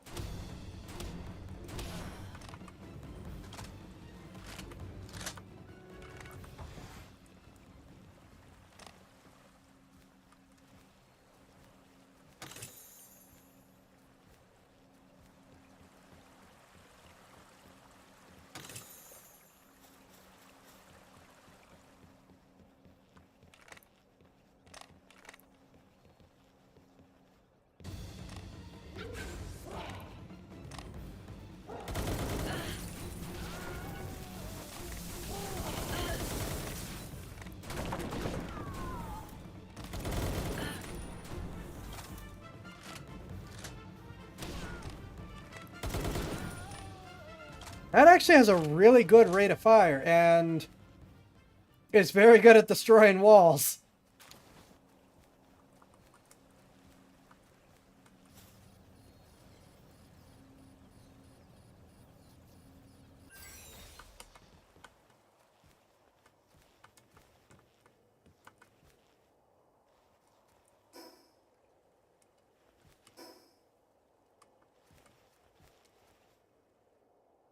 I might have to fly that one. I don't know that I'm going to. Did I miss something up here?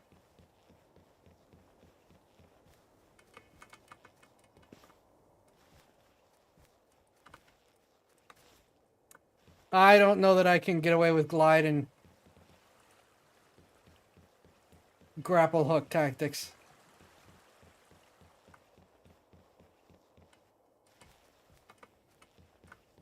I just assume I break it.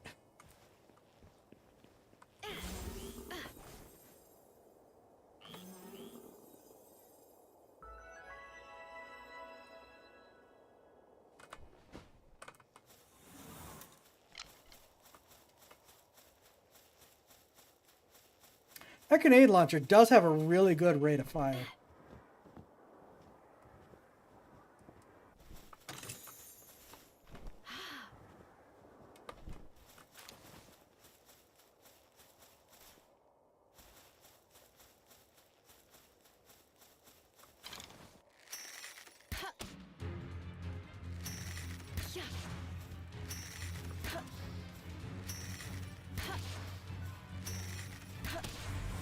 Ah! I forgot to put the glasses back on. No!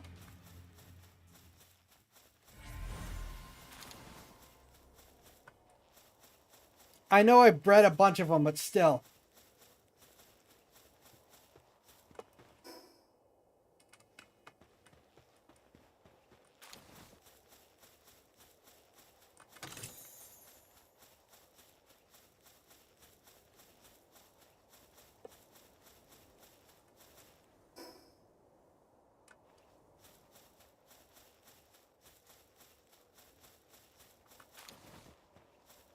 Hey, mufflies.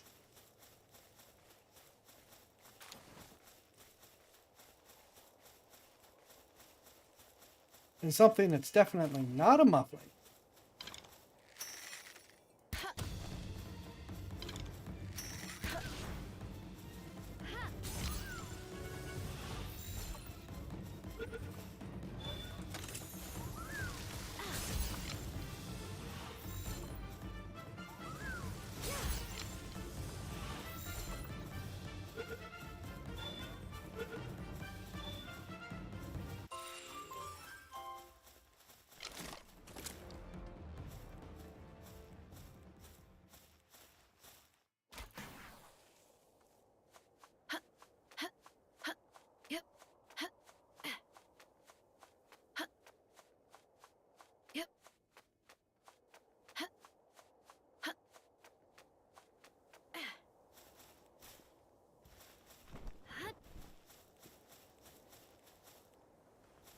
Darn it. Salvage over here.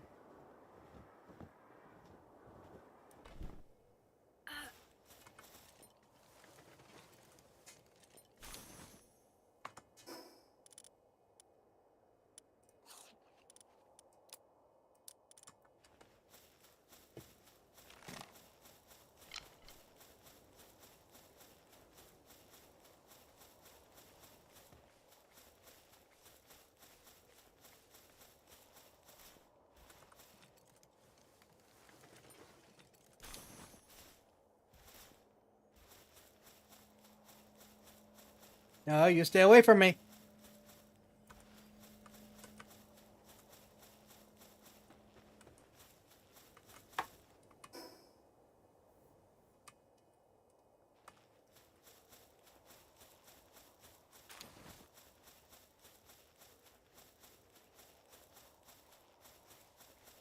So, while I was running around, as part of my belated birthday things that I was doing, I looked around at more family stuff and history and things, and I've known this for a while,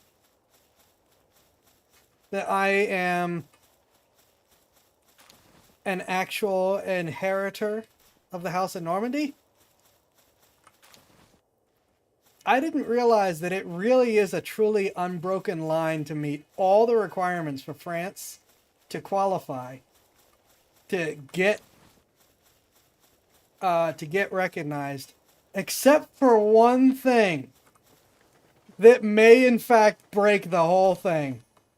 And it once again goes to a... Stay away from me, but I want a Psycho Crusher hug, yeah. Maybe. The one thing that I constantly have complained about before I even knew this was a thing. The House of Capet, who I frequently blame for most of France's royalty-related problems.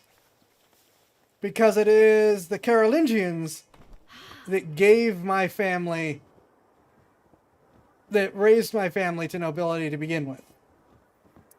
Which is, the Carolingians took away my family's nobility and gave it to their own house.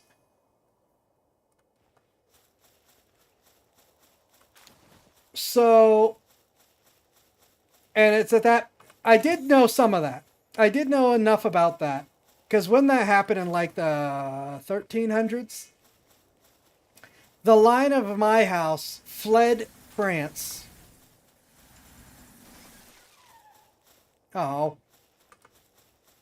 I didn't get a chance to see what that was. Fled France. And bounced around Europe looking for places to hide.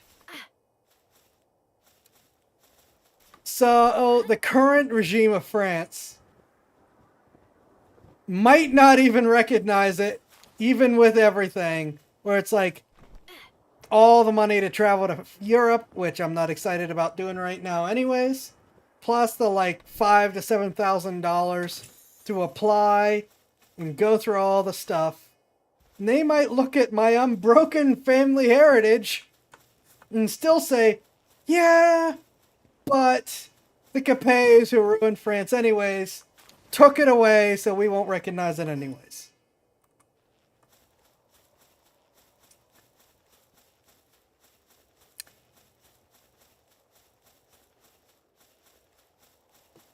It's like, you gotta be kidding me. A lot of people could say they're related to this crown or this kingdom or this whatever. I have a freaking unbroken inheritance line. And France might still say no anyways.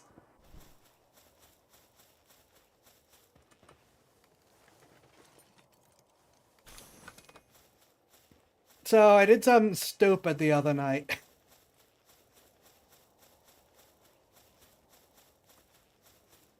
As a response. Most of these land title things are super duper sketchy and or fake and or scams. I am not sponsored.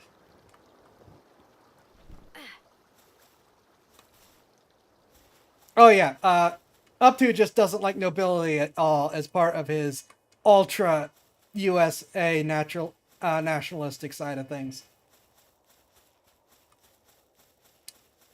I think we're actually going to go up there last for oh no, maybe we're not. We'll have to see. Trying to figure out where I'm going. But I did something stupid because most of those land things, like, what's that one that sponsored everyone but me? Established titles. That was like a proper scam. Not just a questionable, but like a proper scam. Well, there's one that's actually more, barely slightly more legitimate. In the most hilariously dumb way possible. Yeah. Oh, something sparkles. It's fishing sparkles.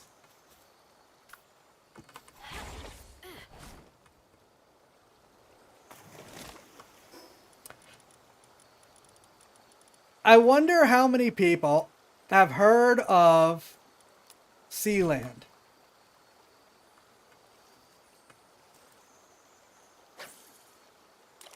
And I'm not sponsored by anyone or anything. No, I could be.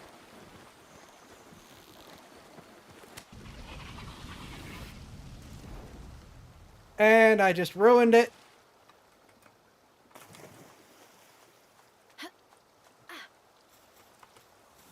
Okay, I think it's up there. We're just going to fly for speed's sakes. Even though we are kind of taking our time. Okay, that's really cool, though. Hold on. That's kind of awesome.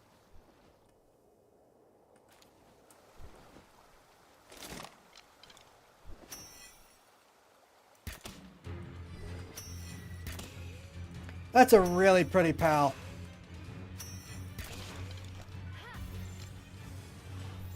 Oil derrick. It's a Sealand is an abandoned fort off the coast of England. Here's the thing about it is a micronation because it has declared itself to be a nation. But here's the thing. Most micronations really are just a load of crap. Sealand has done some things that no other micronation has. First, it survived an actual invasion.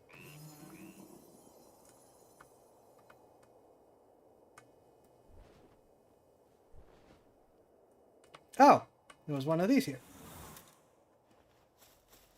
It was invaded by a bunch of German militants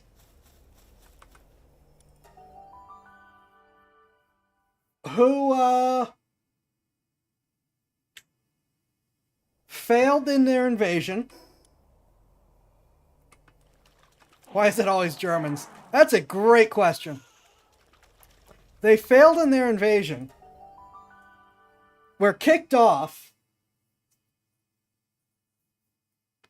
but the Principality of Sealand, which is what they're called, took prisoners. Just, you invaded us, alright. The minions can go, the leadership's gonna stay here. They used the prisoners for labor maintaining Sealand. And instead of the British Crown showing up and saying, no, bad, the British Crown didn't get involved at all.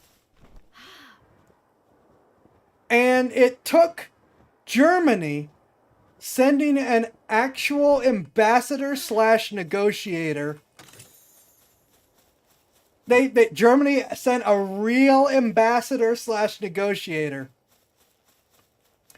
to get the prisoners released.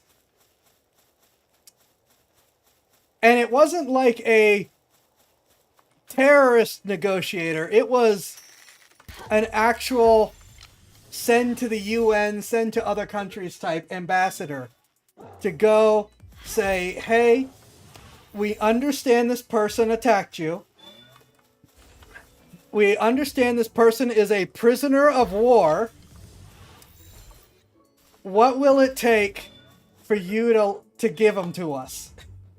And we will deal with it. I'm not making this up. You can look it up. It's on multiple documentaries. And Germany's unhappy about it.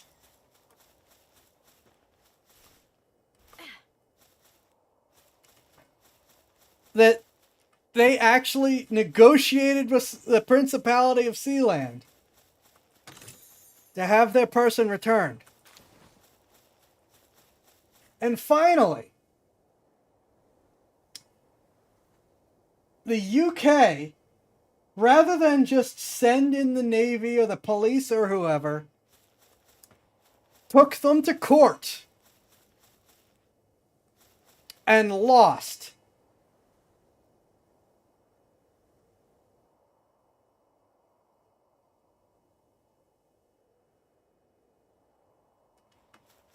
The British government lost to the Principality of Sealand in their own court system.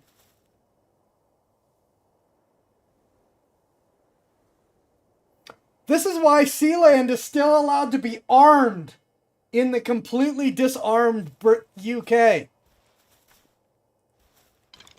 Do you understand how insane that is?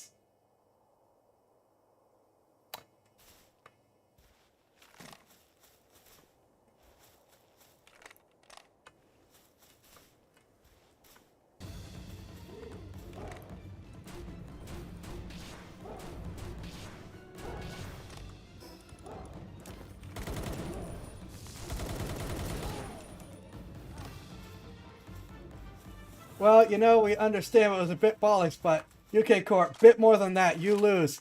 Yeah, they have...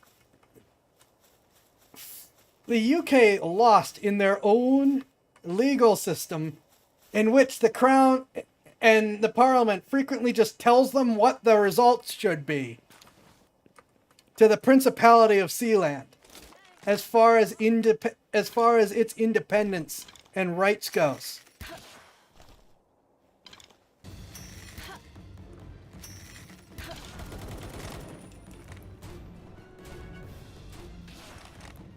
Up to is suddenly pro-Sealand. Never that up to would support a principality, but here we are. So there is a strong... Where I'm going with this is, besides just telling them the history, which again, I'm not sponsored, but I am technically associated. Because I did decide, you know what? This is as close as you can actually get to a legitimate nobility purchase, title purchase.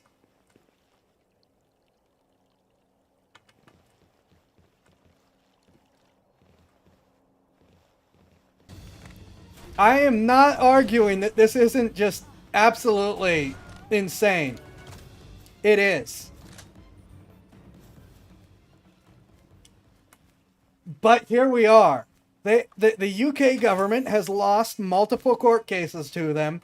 The British government negotiated with them whenever they took citizens prisoner.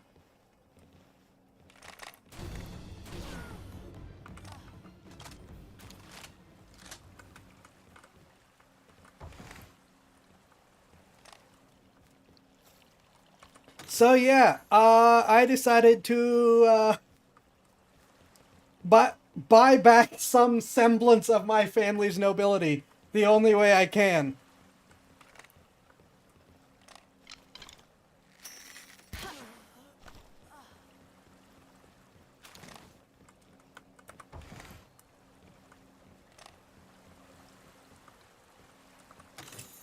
At least for now.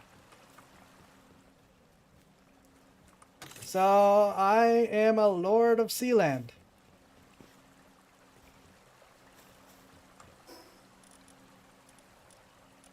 Oh my gosh, another epic one.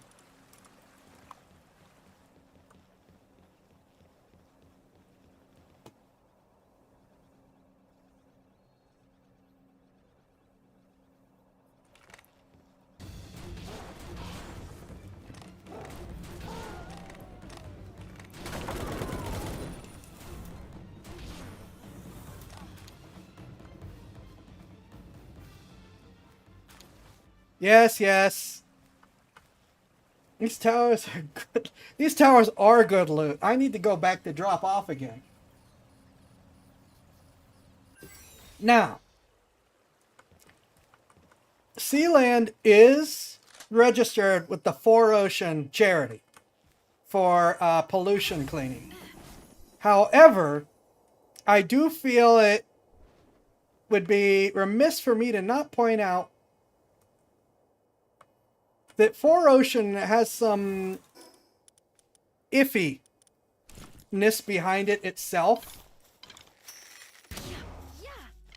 Now, we know that Four Ocean really does actually clean stuff. I'm not going to deny them that. It's just a matter of iffiness of where their spending goes, because almost everything they do is volunteer.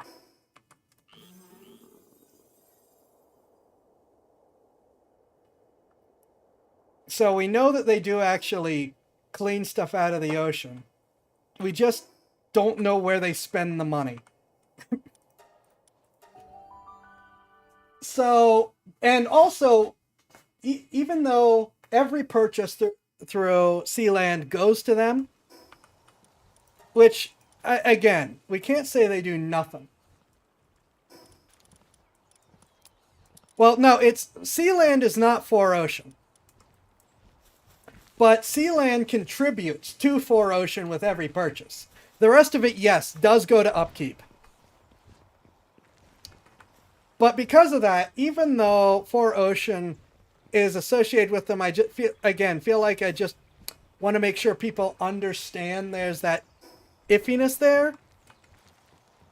For transparency's sake, again, even though I'm not associated or sponsored, it's just something I feel I should tell people if anyone's interested. You know, that also because you get something out of the purchase, it is not something that you can write off on your taxes, unfortunately.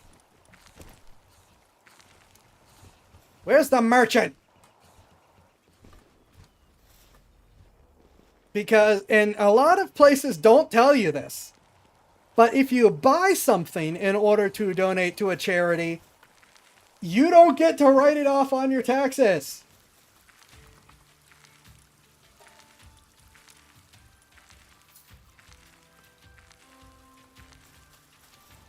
Well, I'm that's the thing. Because I'm using my purchase of Noble Title as part of my content,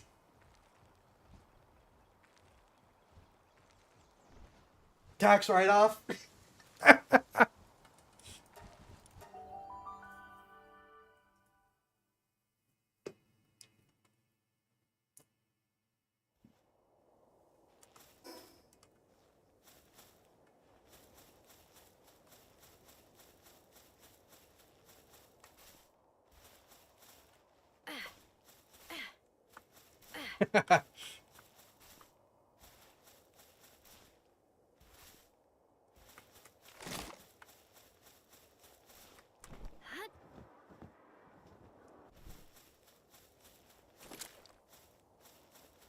Well, I know a lot of people do the charity thing for the tax write-off, and it's like,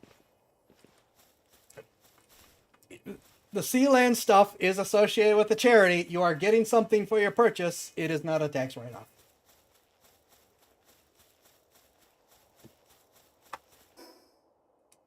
Okay, I'm not there yet. Look at how fluffy it is!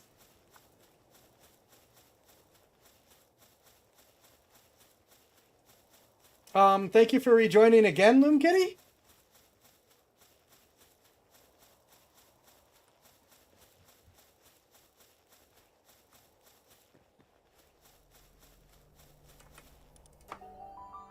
Unless that was just a chat glitch.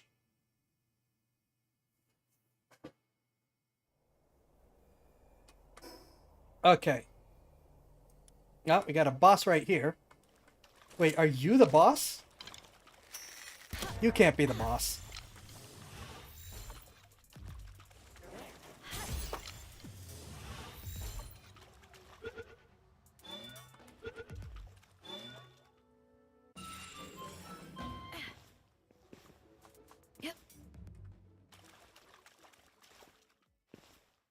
But yeah, it's wild to me to think that this tiny little micronation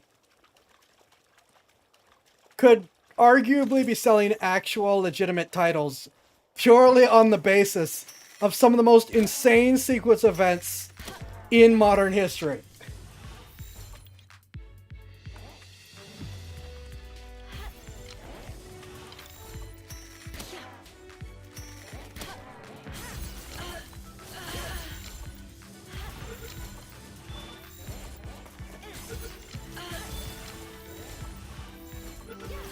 There's a group of them. I should have used the grenade launcher.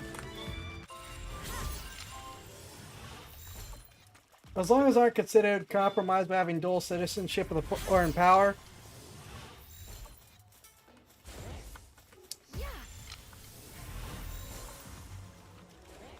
That's actually interesting. Now, the US allows dual citizenship.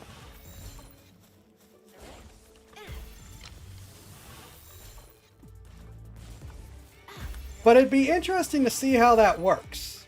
And I didn't do the finished citizenship thing yet with Sealand, but they do actually provide like some legitimate things. Like a VPN node on Sealand.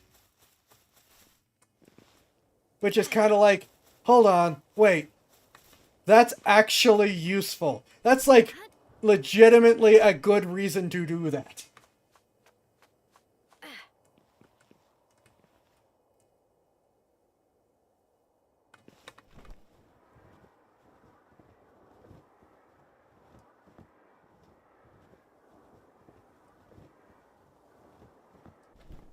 I have not looked into what kind of VPN stuff they actually do. I just know that they have a VPN node on Sealand. They actually...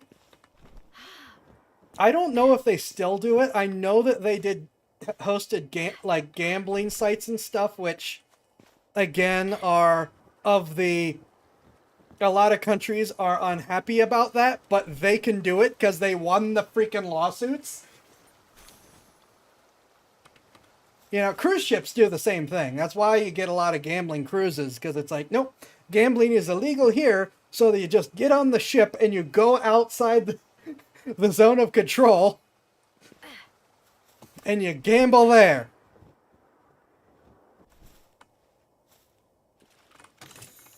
Which again says things about Sealand's whole setup. It would be neat to have, you know, like to just go with the whole association to be like, I'm not just a Sealand lord. I am like a Sealand VTuber. You know, we're just going to play into the whole thing because we can. Get like an association with it. That'd be kind of neat.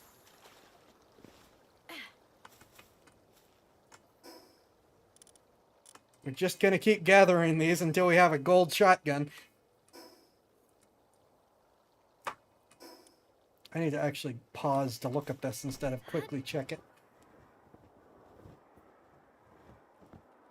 I know that e-citizenship is a thing with other nations. I don't know if the United States recognizes it with Sealand, though. Because Sealand certainly calls it e-citizenship. Where it's like, you can buy citizenship in other nations for various reasons. Clearly that's what Sealand's saying it is. Question is recognition and stuff. Clearly, Germany and the UK have been stuck with it.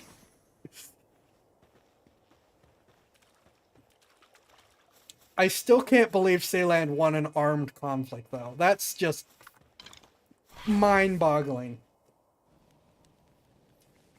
I think they're the only micronation to win an armed conflict. Does anyone know if there's any other micronations against the Germans? Like, against well-armed Germans. And the actual conflict is, like, wild when you look at how some of the fighting happened.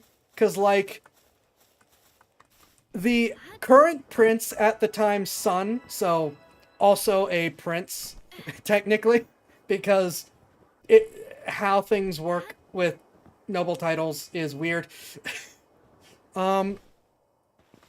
Jumped from a helicopter in the air, not like 4 feet, like in the air, onto the attackers, onto several of the attackers, knocking them down, and then opening fire on the rest.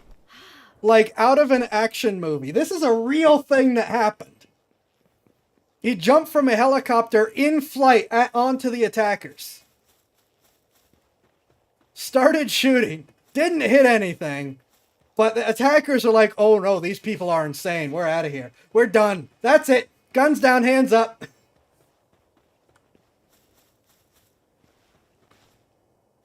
I mean, and again, this is like a real thing. The actual British documentaries, plural, have recognized as a fact that happened. Actually, wait, no, I don't have you guys.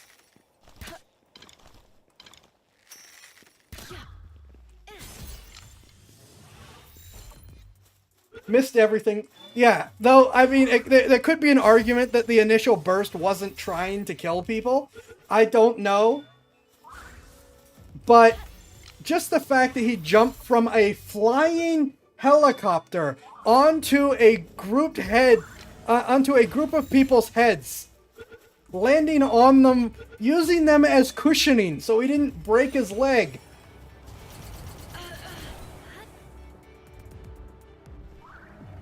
And that this is a thing, ow, that really happened in real life and isn't just your usual micronation story nonsense. Oh, and up to, should like this part, Sealand got its start as pirate radio back when the UK banned rock and stuff. And it was like, the BBC was like, you will get 1 hour a week to enjoy modern music. I've learned for the best. I'm the best. I can't do Mario.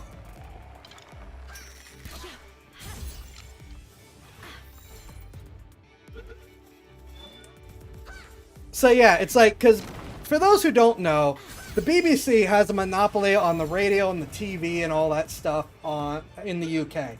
And they're real mad about the internet. Because it lets people have other opinions. So there was a bunch of pirate radio at the time when they were only giving modern rock music and stuff an hour a week, I think. And so a bunch of pirate radio stations started up. Some were in the UK that were like hiding and had to move like a proper like insurgent thing. Others were like out on ships or on some of these sea forts that had been abandoned. Sealand is one of them. First forming its own little pirate radio, and then incorporating into its own micronation. I'm surprised more of the ships didn't try that. Including 3 radio stations that were in vans. Yep. And I'm going to have to take another break and actually get some food, because all of a sudden I'm starving again.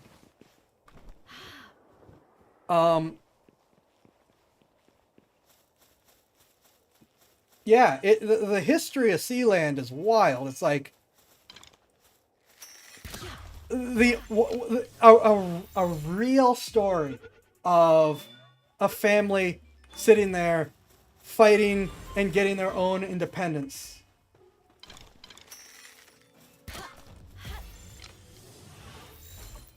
Got excited, too many subjects at once, possibly. What I love this interview when they're talking about it, because like again, because they are apparently exempt from UK firearm laws, you have the kids helping to fend off other attacks, because it was like there was one main armed attack, but they have had multiple like armed incursions where like a boat or boats of people showed up to say, hey, this seems like a great place, we want it, only for the platform to open fire and chase them off. And there's a great thing where press had come to look at, to talk about this. One of the many times the press showed up to talk about this. And, you know, the daughter, the princess, posed and showed off. And her father took her aside and said about her showing off. I wouldn't want, yeah. It looked at her and said, from this posing and showing off the firearms, how many times have I told you, you don't hold a gun that way? And this is her like 20 years later, because this thing's been around for decades, like 60 years now, as a nation. And she says to the interviewer, and when you look at that picture, he's absolutely right. that I am absolutely holding those guns the wrong way. And it's like, that is what she got out of that. That is the big thing of that story, is that she's like this young teenager holding the guns wrong. And that is the big thing after the news is interviewing her, after having used those same guns to scare off the latest group of intruders.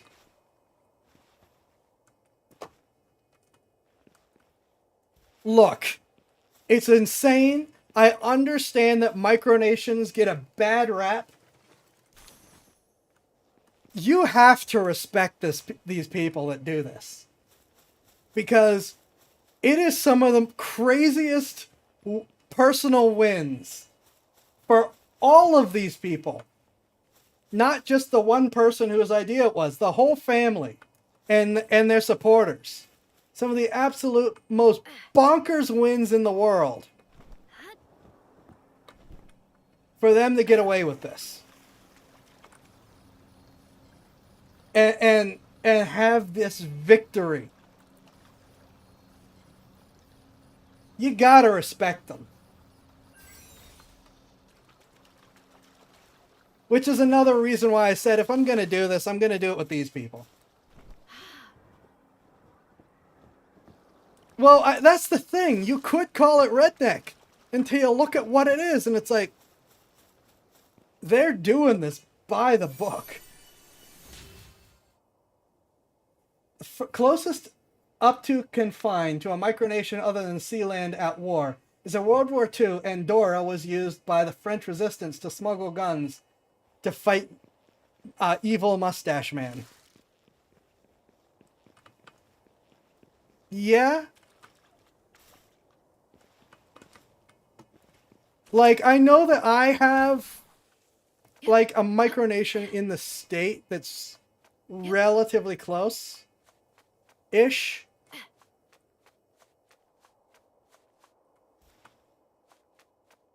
Oh.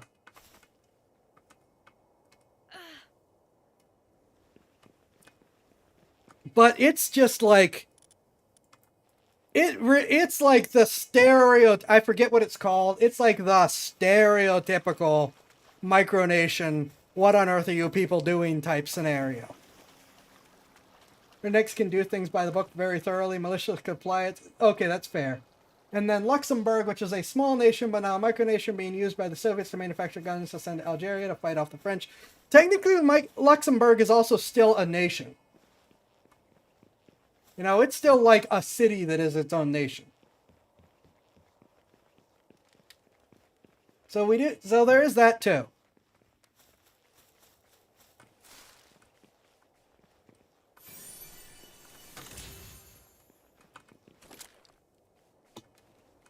Interesting.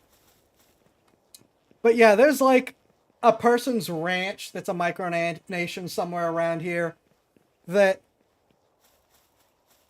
has done little except set up a tourist trap.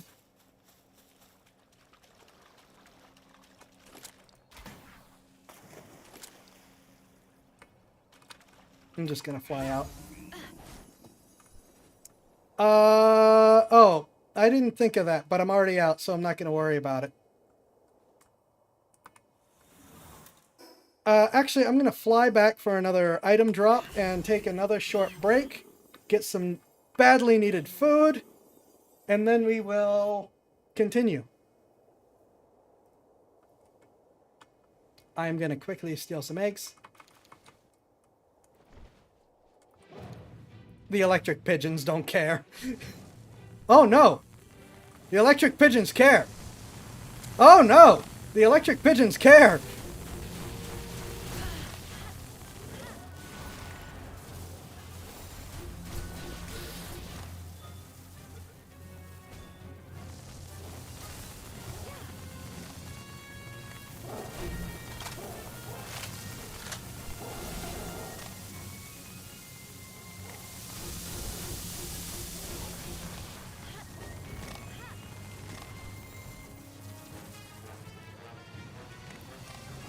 Yeah, that was... I didn't see that coming.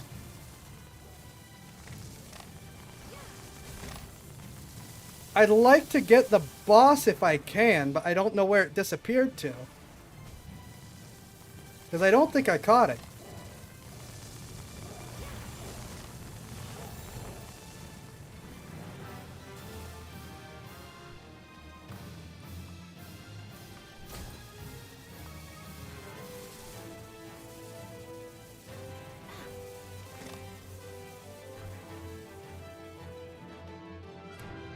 I am rapidly getting more and more hungry. I kind of need to break for food. I might just...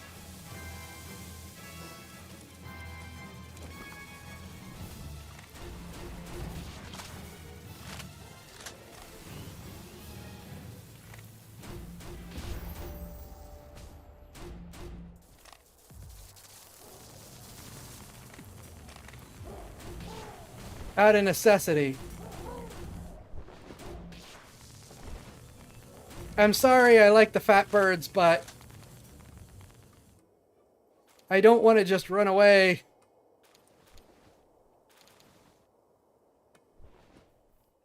Oh, thank God, pigeon. Oh my gosh. Anyways. So yeah, I've tangented about this a bit, but like I said, it's absolutely wild story. Oh, that's not an egg.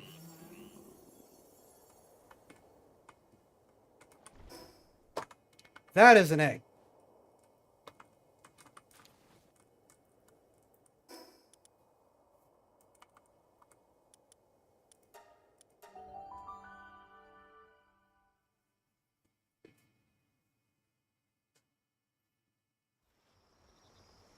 Think you'll have to give me a minute. I'm probably gonna do like breakfast for dinner, toast and things.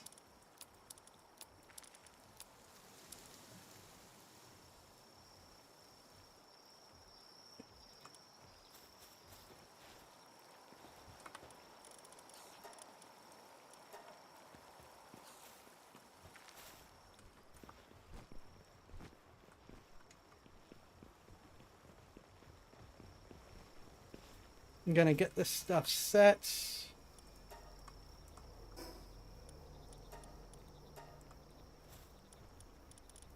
Seriously, these expeditions are incredibly profitable. Unreasonably profitable.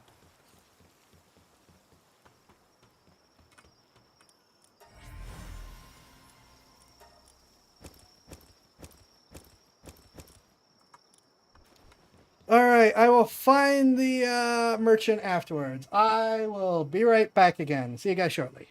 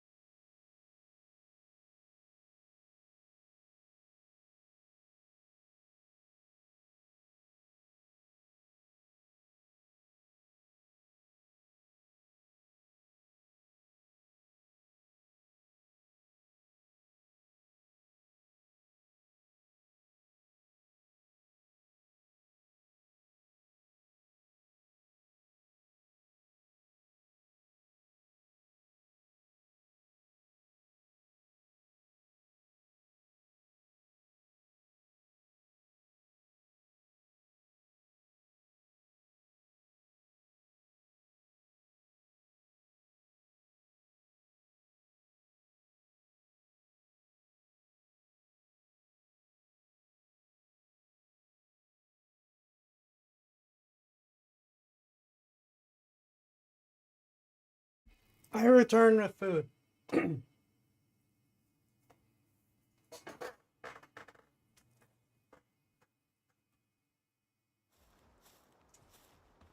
So, I had to look it up.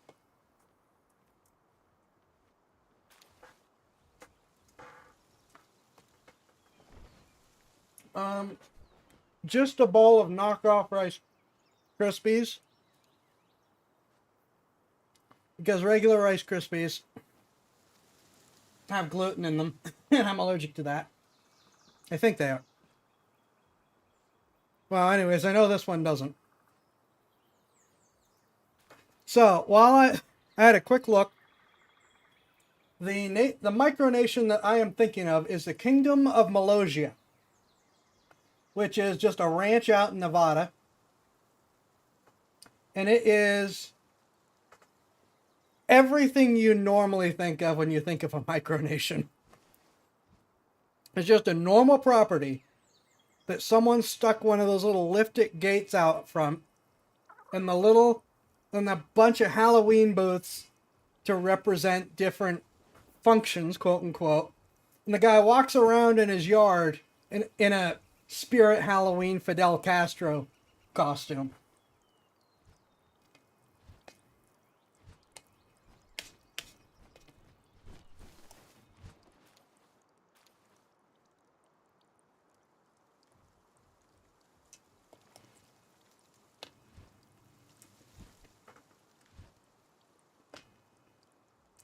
Now, in looking for that, I found out about a micronation I didn't know about. The Conch Republic.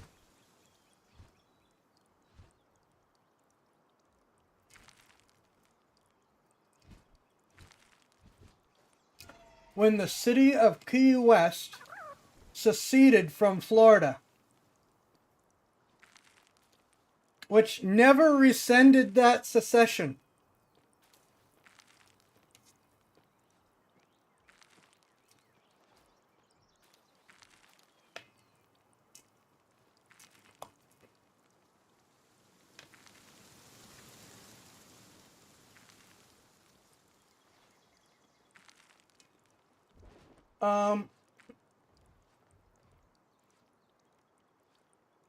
This says that it's still there.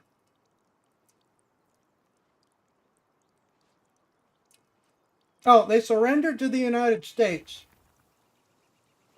They did not surrender to the state of Florida.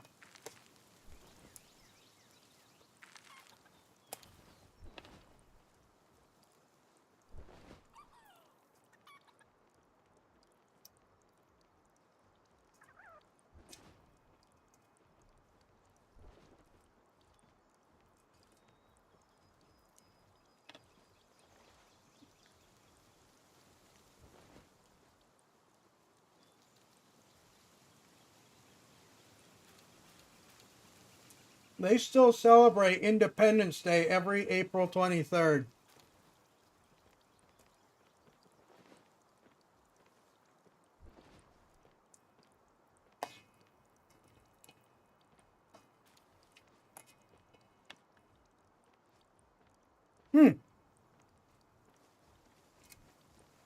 Getting what they wanted is good.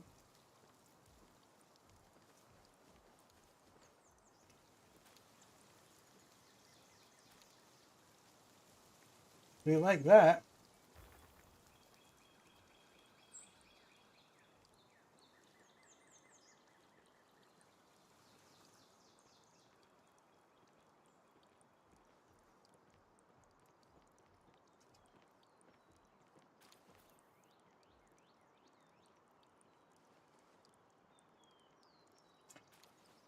The history of micronations is absolutely wild to me.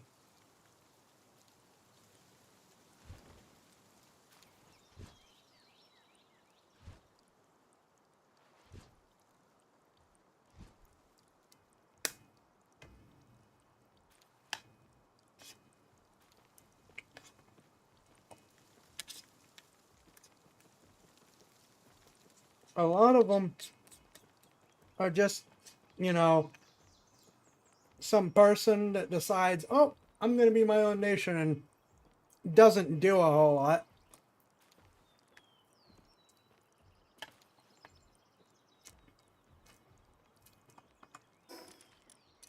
Like the guy who claims to be the only member of the Kingdom of Malosia didn't even fight back on his taxes or anything.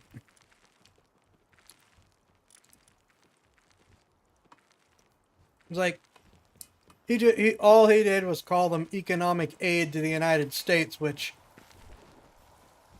quite frankly, is probably not the most unrealistic thing about the whole thing.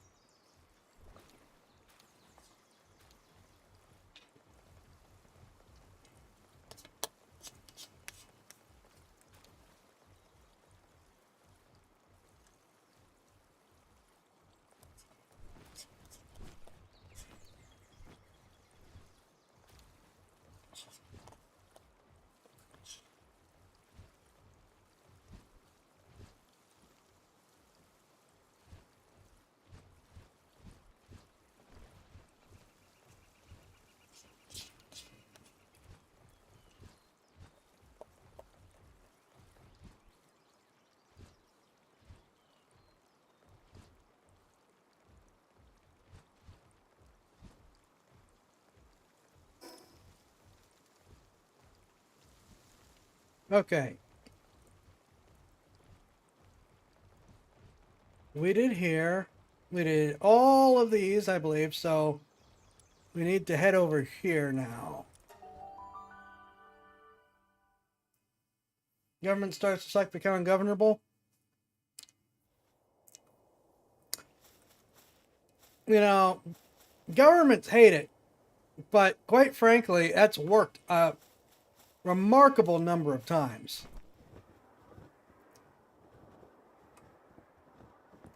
And I don't mean like the proper revolutions. I mean like stuff like this micronation thing. And other similar performative protests that are like, oh, this is actually a problem for the government. Okay, I've got 2 to do. I'm not sure where the final one is.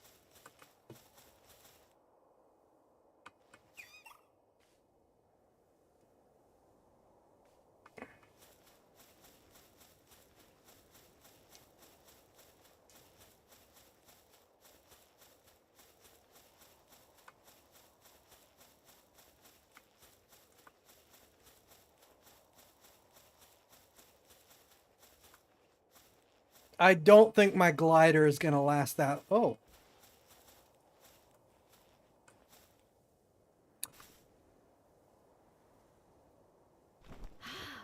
See, I saw all this stuff from flying in the air. On foot, it's a different view.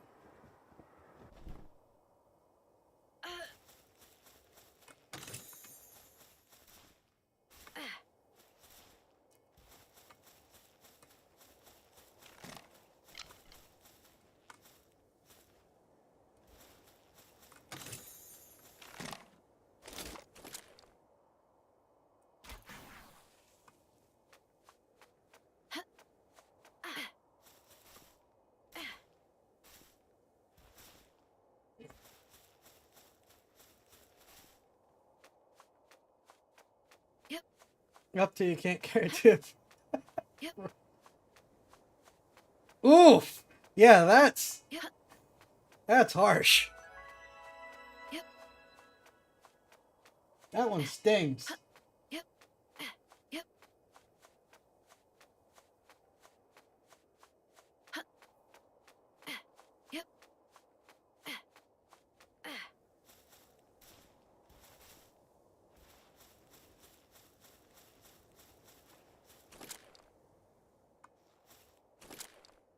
Now, here's the problem. I don't have a Gale Claw, so I can't... I'm just gonna fly.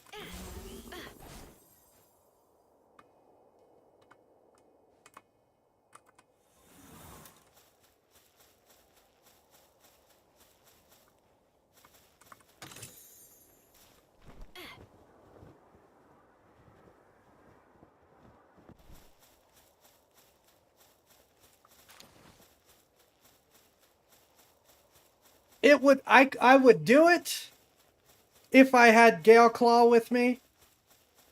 Because you can... Because with Gale Claw, you can glide one-handed. But I'm trying to not use the same tactic for everything all the time. I keep trying to change things up. So we've got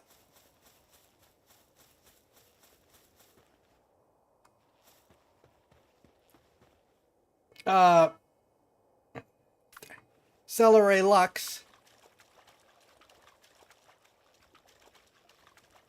as our glide pal.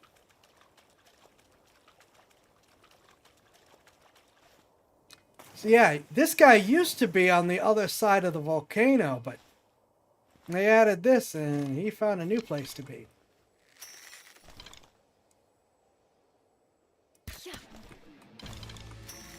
And he still has an absolute crap ton of HP.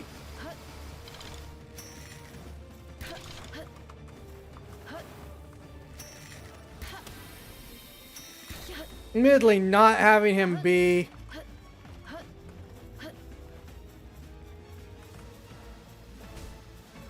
on a cliff next to a volcano probably does help keep people from cheesing. Oh yeah, this is also a much fancier home.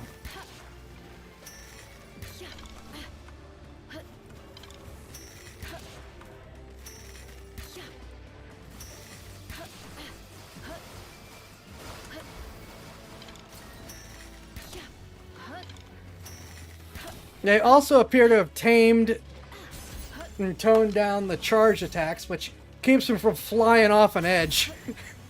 Which was part of the problem with the original Jet Dragon fight.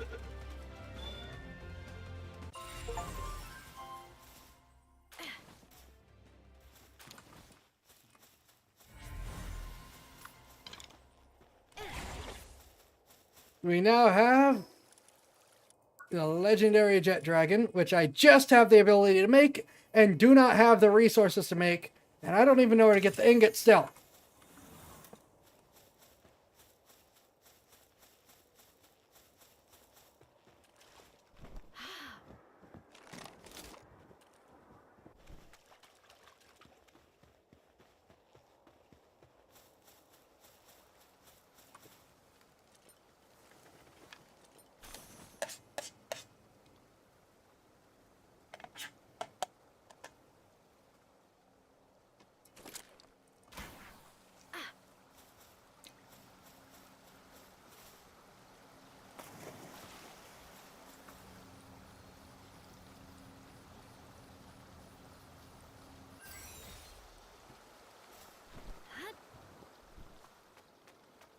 Okay, nothing behind the waterfall.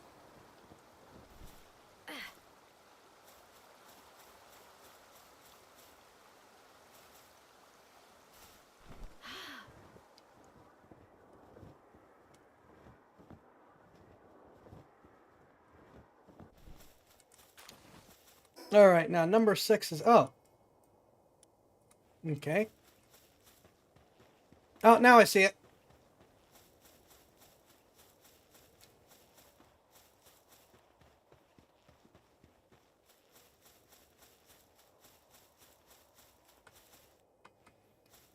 I don't know how sensitive the critical defense device is. The ancient tech seems to be the most durable stuff in the game.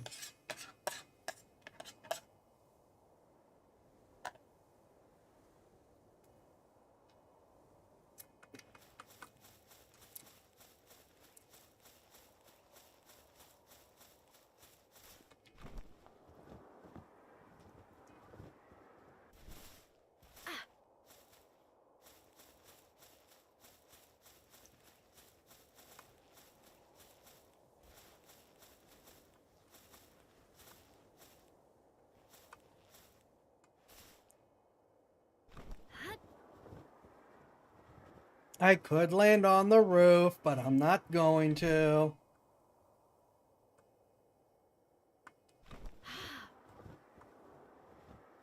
That is a decent point up to.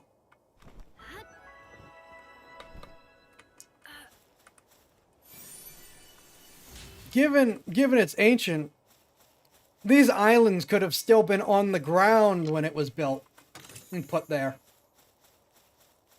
Hey, Spartan.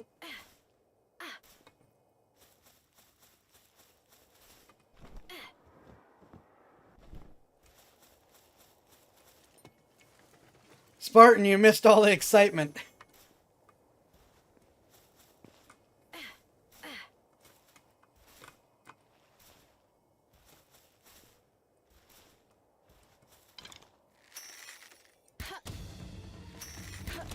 Ah!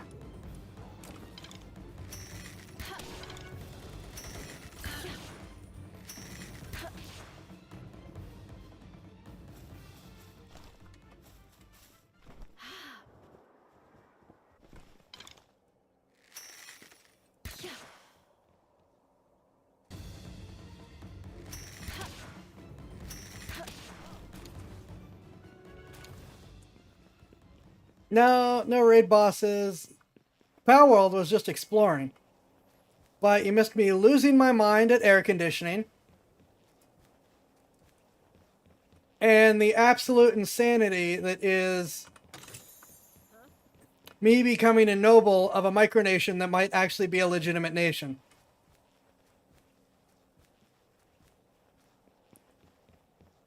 Because France probably isn't going to recognize my actual nobles line, despite me meeting all the qualifications.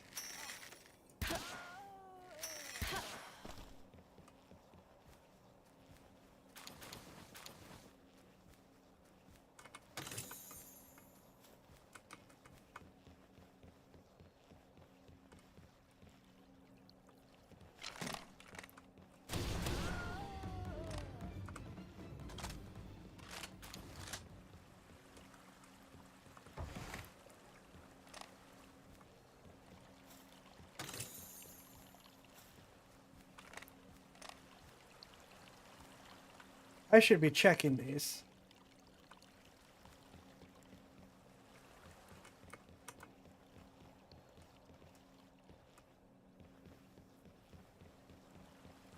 Technically, despite being a republic, the French president is the prince of two micronations.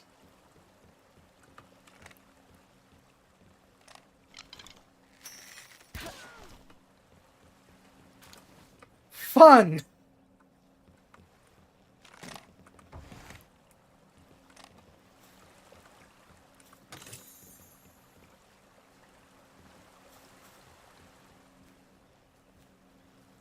Okay, so for the French one, first of all, you have to meet a lot of qualifications, which I do, which is an unbroken heritage line back to the time of when they had the nobility, which I have.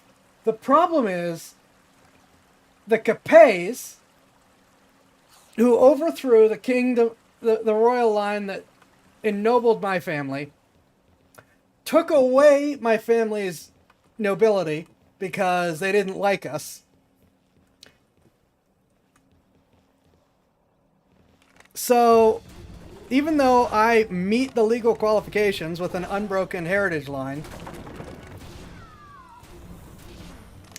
France still might say, yeah, but the kings who ruined France took away your family's nobility, so in spite paying like $5,000 to $7,000 for registration.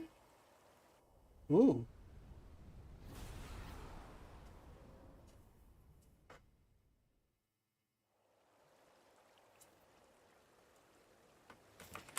Plus the amount of money that it takes to actually fly to France, because you have to go there in person.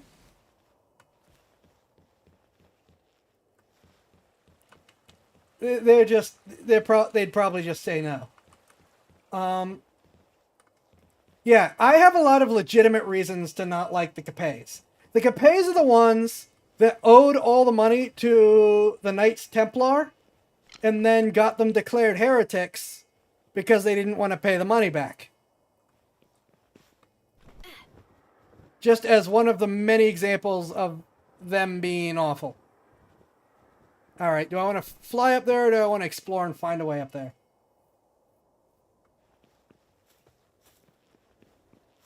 Yeah, and France technically is super duper fussy with who they let have official recognition, but at the same time, France really doesn't enforce it very well at all.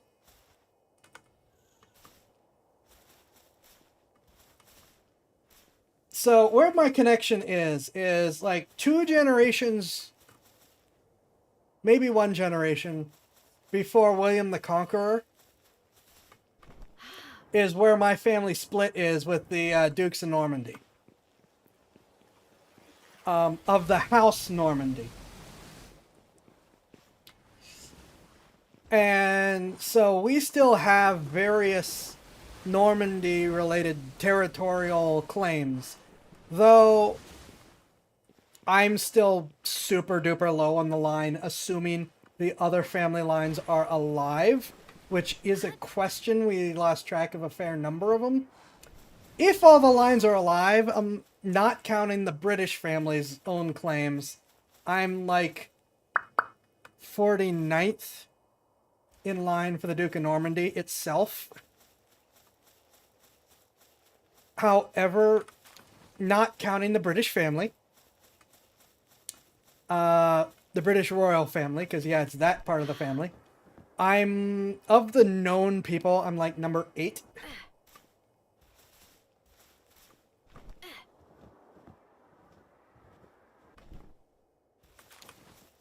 Which would probably still make me an Esquire. Okay, AKU. Yeah, I can't pronounce it. Which, interestingly enough, in the in the French translation, it's Monsieur or Sire, which is my lord or sir in English translation.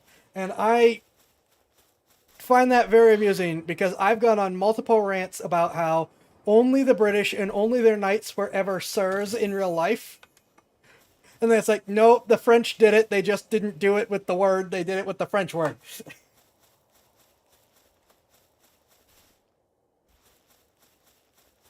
Yeah, this is how we got in the whole thing. And I won't go over the whole thing again. You could go back and rewind and watch the VOD.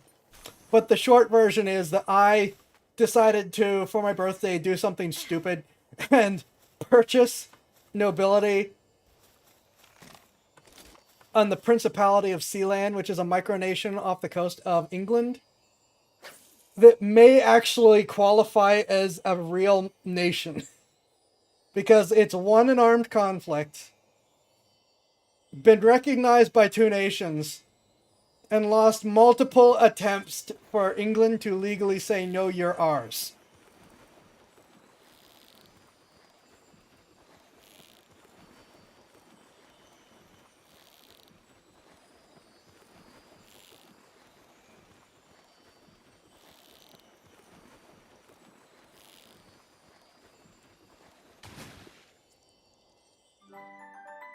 Yeah, in the English's own court,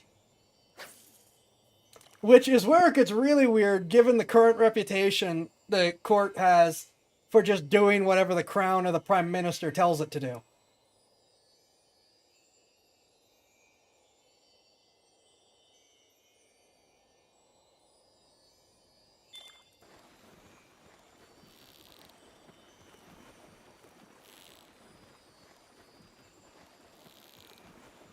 I'm not gonna get that. There we go. Alright, I'm just gonna fly up there.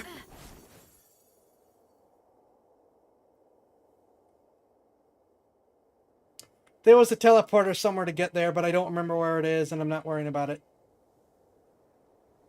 There is a glowy purple thing over there.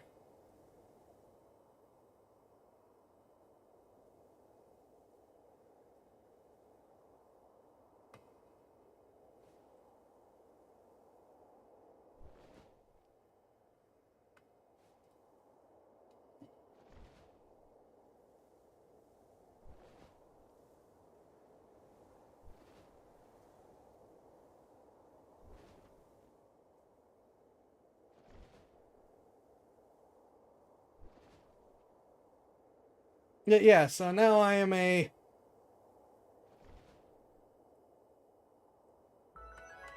unrecognized minor noble of France. Oh, there's purple things everywhere.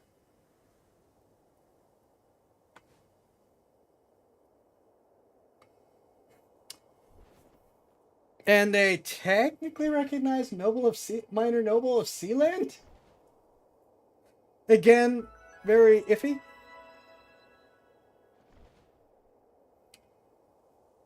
And again, it's the unbroken legitimate line that really is different, because most people these days can claim to be part of some nobility or royal crown or another somewhere. Alright, we're going to do a drop off and then we're going to do this. There's custom markers? Where'd this even come from? What'd I press? E.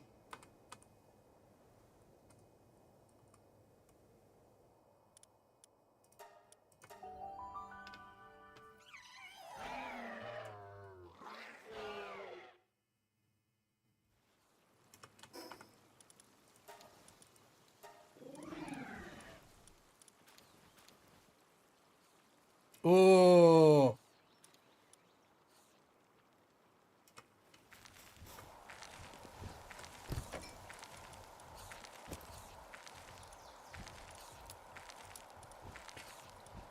All right.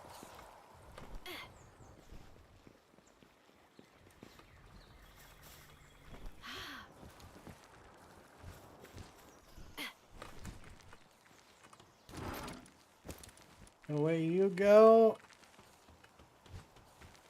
Gotta sell to the merchant. Oh, I don't know where he is again.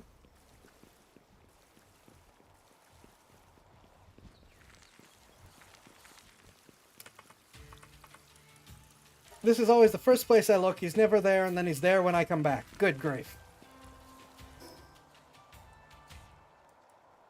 All right. Time for the big boss this whole thing's been leading to.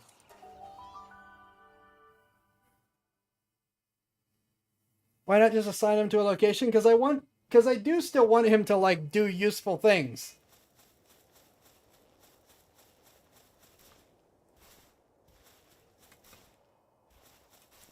Okay. So, double checking. And having some of what's left of my cereal.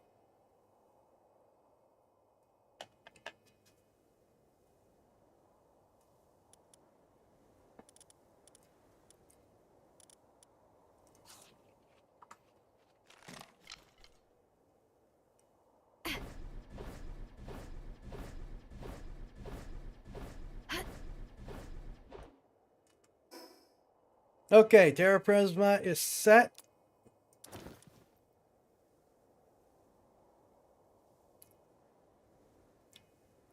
Weapons are go. All right, this is the big boss.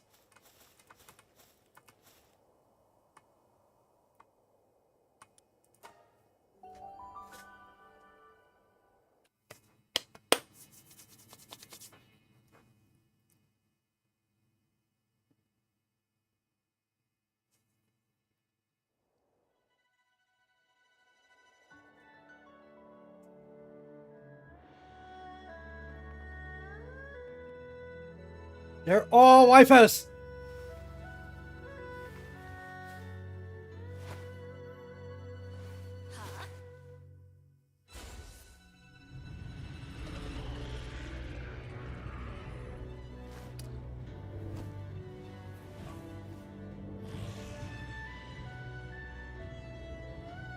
I want one. That's a cool one. Xiaolong. Spelled with an S, not a Z. Not an X. Interesting. Okay.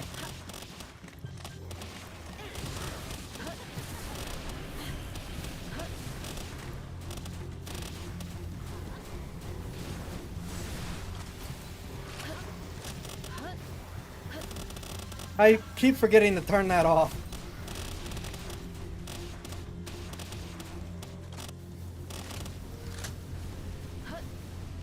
Oh, I'm so glad I got all the armor and resists. I could just sit here and take it now. I have weapons that do actual damage. I wonder. Nope, I can't climb. I thought I was trying to fight with my bare hands because of that.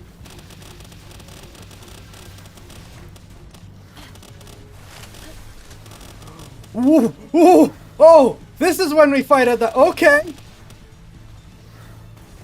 Oh, ow.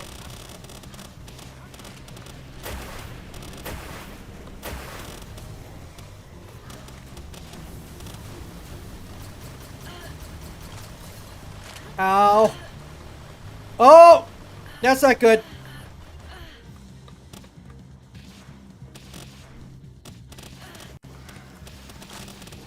Okay. Very glad I have the no fall damage, pal.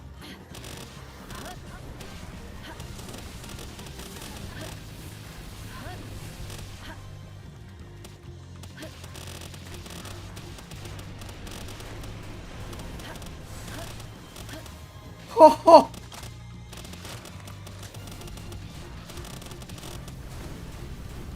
If I wasn't this over-prepared, this would be a freaking Dark Souls boss.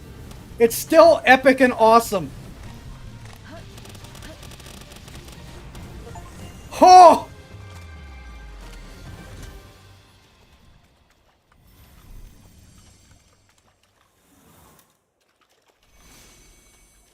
The sin of being born while denying all life of creation. Key sphere of original sin. Holy crap. Terra Prisma did some heavy lifting, as did Eidrelon. Ho! That was a whole thing. New difficulty level unlocked. Oh, good.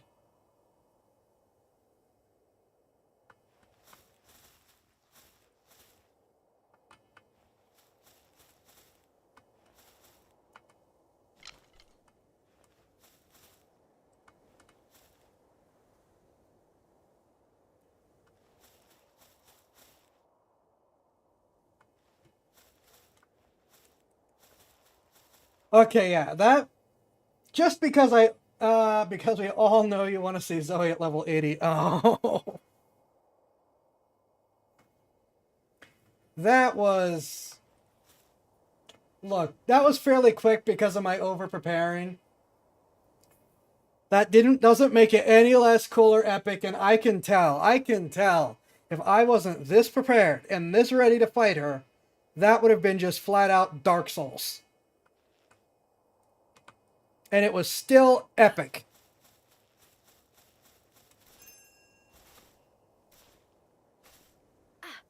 The devs knocked it out of the park. Oh, she looks so good.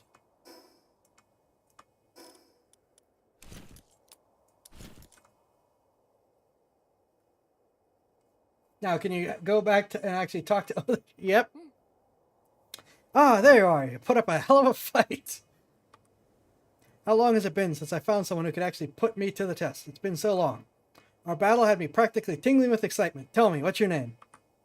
Xaifax, huh? It suits you. Well, Xaifax, let's get right to business. Why so surprised? You are a worthy opponent. And a fine contest of strength deserves a deep conversation afterwards, wouldn't you agree? I mean, so long as the contest doesn't prove fatal. My throat's already starting to reach its limit. I don't know how much reading I can do for a deep conversation. Now then, for starters, let me get a good look at your face. Yes, I see. Fine eyes, just as I expected. And plenty capable from what I've seen. Yes, I don't imagine she'll complain. Oh, sorry, just talking to myself. By the way, you want to go to the World Tree, correct? I can tell just by looking at you. I'd like to help you get there. It'd be convenient for me as well. Not that I intend to fly you there myself or anything, more like providing you with the necessary information. Sorry, but this might take some time to explain. Come talk to me once you're ready to hear the full story. Mm.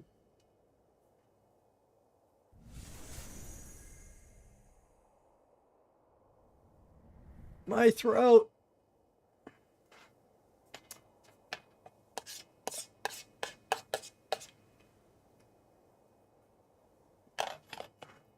I'll be right back. No ad break or BRB or anything. Just give me a sec.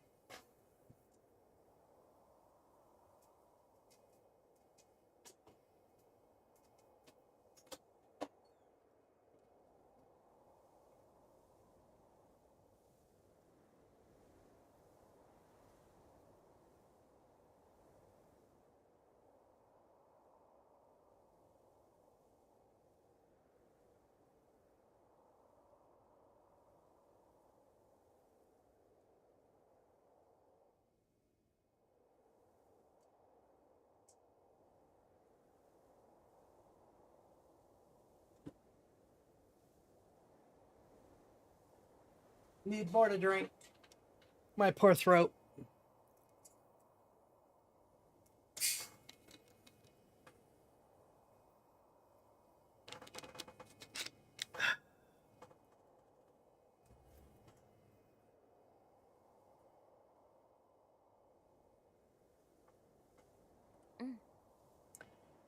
Welcome back, Xaifax. You ready to hear a long story? Cutscene? Alright then, so. I'm still not sure where to even start. Ahem.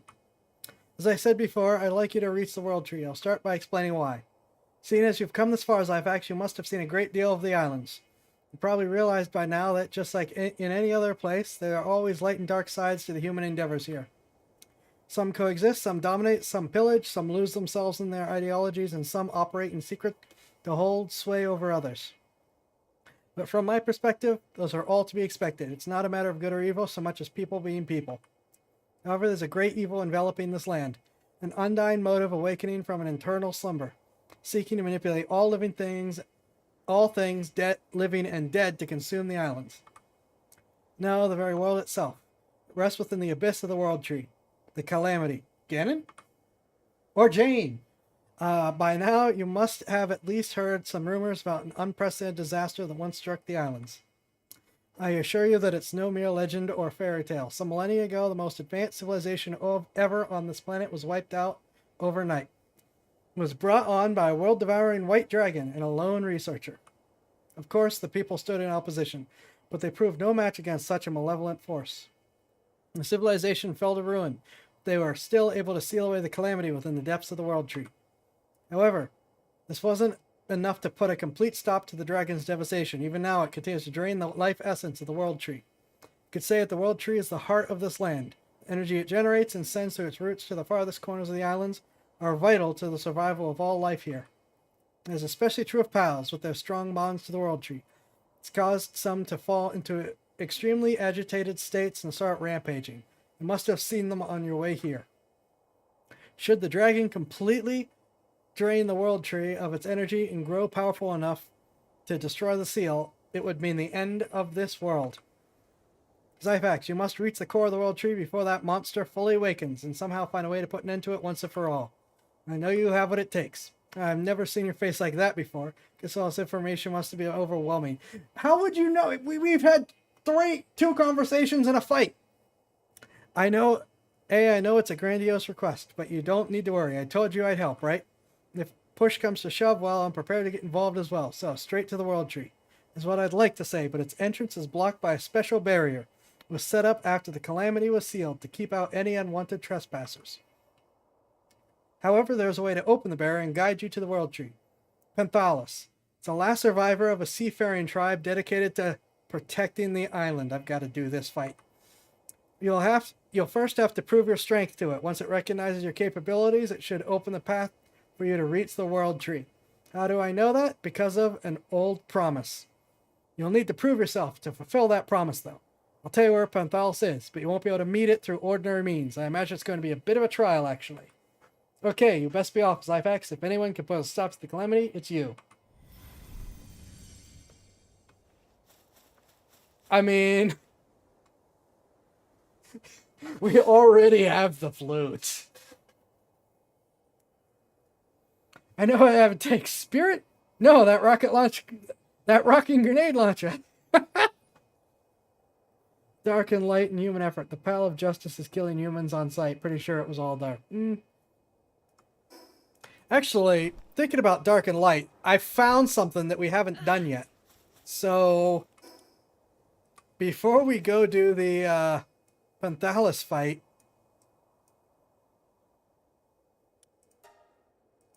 I'm gonna go to this fight.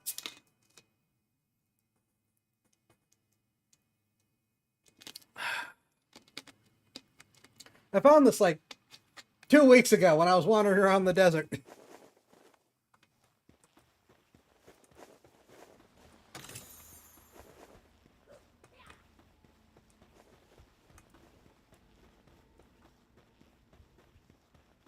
was like, oh, that's important. I should do that. And then I never did it. That took almost half of Terra Prisma. This fight might be it for Terra Prisma, and then I'll have to either make a new one or repair this one or something.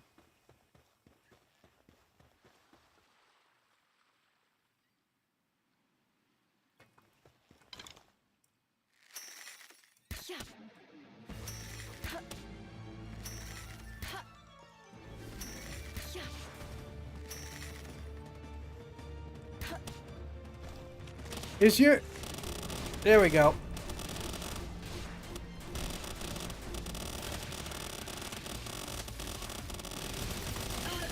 I want to capture her, so I can't... And I don't have any Mercy Pals because I'm stupid.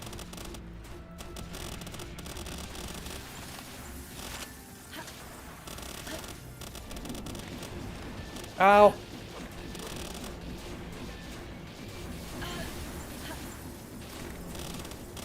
Almost. Almost. Get in the ball. Oh.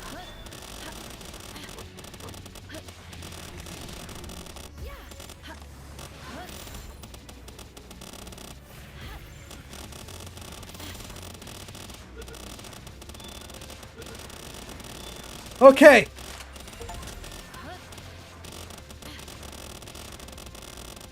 No, can I just stay away from this guy? And let Terra Prisma... Oh, no! The answer is no, I can't.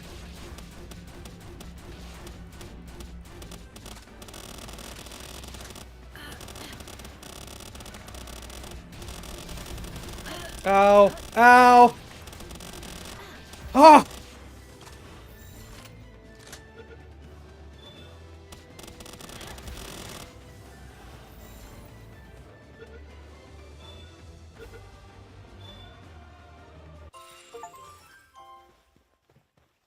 Huh! Again, that was short, but holy crap is it stressful. I'm starting to think that that's probably, you know, I keep thinking these fights are short because I'm over-prepared. I wonder if that's how these fights are supposed, you know, intensely balanced for. The idea that Palworld doesn't want you to have a long, drawn-out Dark Souls fight. They want you to have a short, intense, frantic, heart attack-inducing fight.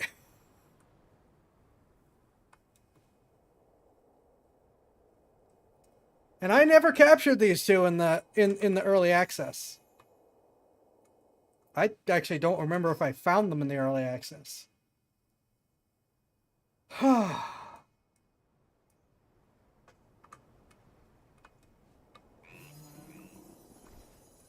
don't think I can open the door.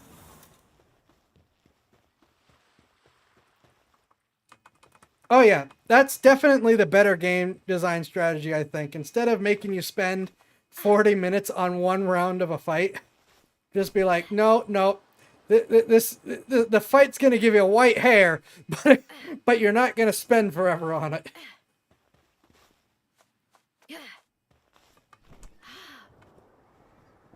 I don't know why I'm doing this.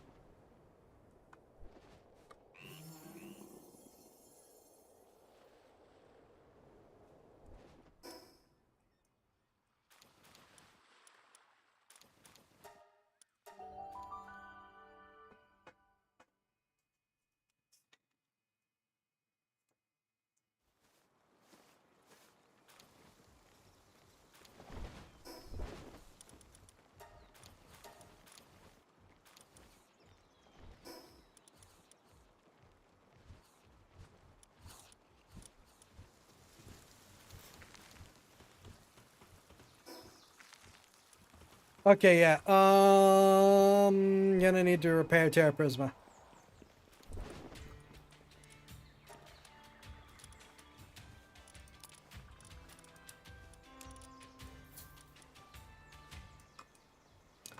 I might need to do Terraria to repair Terra Prisma.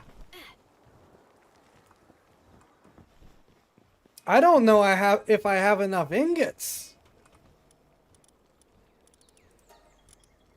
I don't have enough ingots.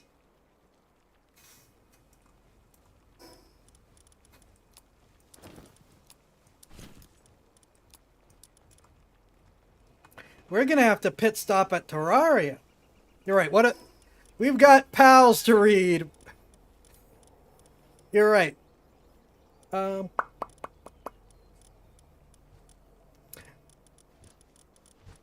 Ah.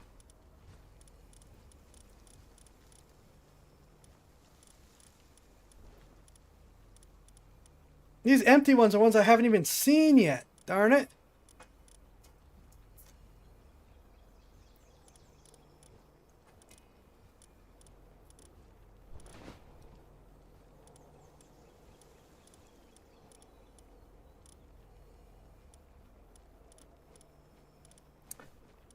Well, we're not just doing those two. We're looking at the other ones that we've got that we haven't read yet. Frost Plume, so precise is its sense of time that it awakens at the exact same hour every morning. According to Palpagos lore, a day is divided into 24 parts because when Frost Plume spreads its tail feathers wide, it reveals a pattern of 24 distinct spaces. Peacock Pounce. While in party, Frost Plume's icy aura sharpens focus, increasing the player's reload speeds by 20%.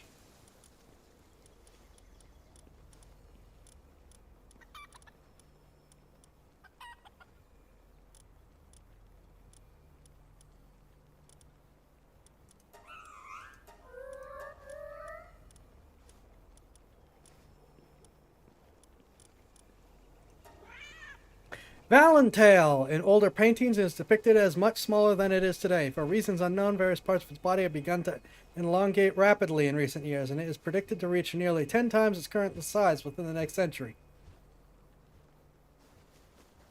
Okay. While in party, reduces the effects of gravity on the player, making them more floaty while jumping and falling. There's some interesting movement, pals, here. Souffline. Its fluff can be used to hide away unpleasant memories. Once carried off by the wind, you can bid farewell to the darkness they carried. While in party, increases the capture rate of pals afflicted by ivy covered. Snook! Tossing a snook into a bath or a shock spa is considered a traditional health practice. That is to say, the results may be rather shocking. Oh. While in party, players attack inflicts electrify 2. Lapiron! Twin-tailed Bunbun! Listens to the earth as it runs, avoiding unstable footing with ease. However, in cooperative terrain will trick it into falling over constantly. While in party, increases the player's defense by 50% while sprinting. Hoodle. When it sleeps, it deflates. When it sleeps, it's no longer there. A sleeping Hoodle cannot exist, therefore a Hoodle never sleeps. Well, that's creepy and concerning. While in party, increases the player's damage dealt to enemies that are not in combat by 50%. So it is the sneak attack pal. Interesting. Slowat. Doing as they please, sleeping when they wish, and eating whatever they like. Surely Slowat must be toiling in secret to maintain such a luxury. Or so the old islanders told themselves just to get by.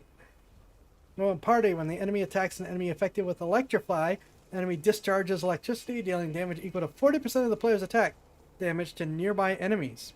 Interesting. Bakami.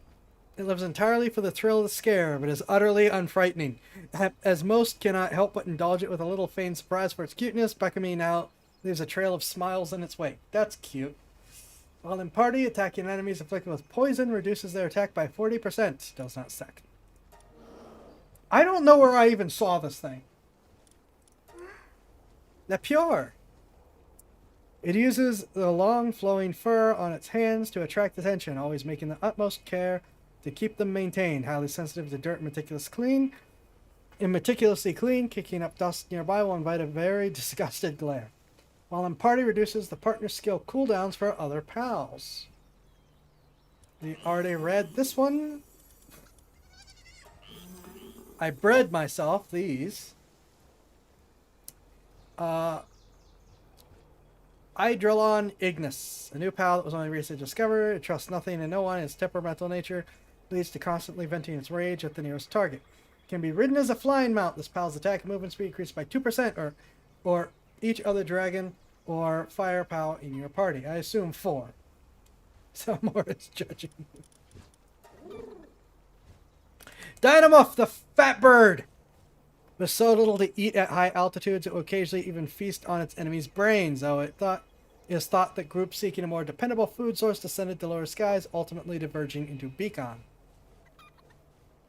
Okay. Can be ridden as a flying mount. Oh, the world knows!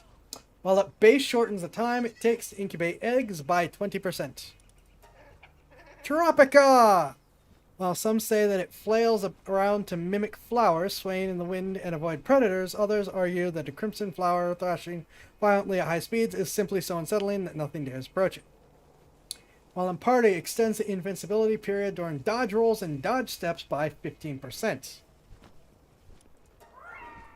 Flerical, we have another waifu.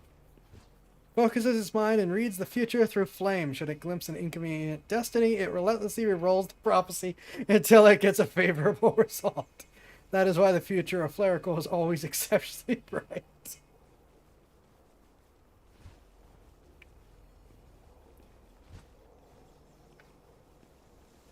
Okay. That's funny. While in party, when the player attacks an enemy afflicted with burn, the enemy explodes, dealing damage equal to 40% of the player's attack damage to nearby enemies.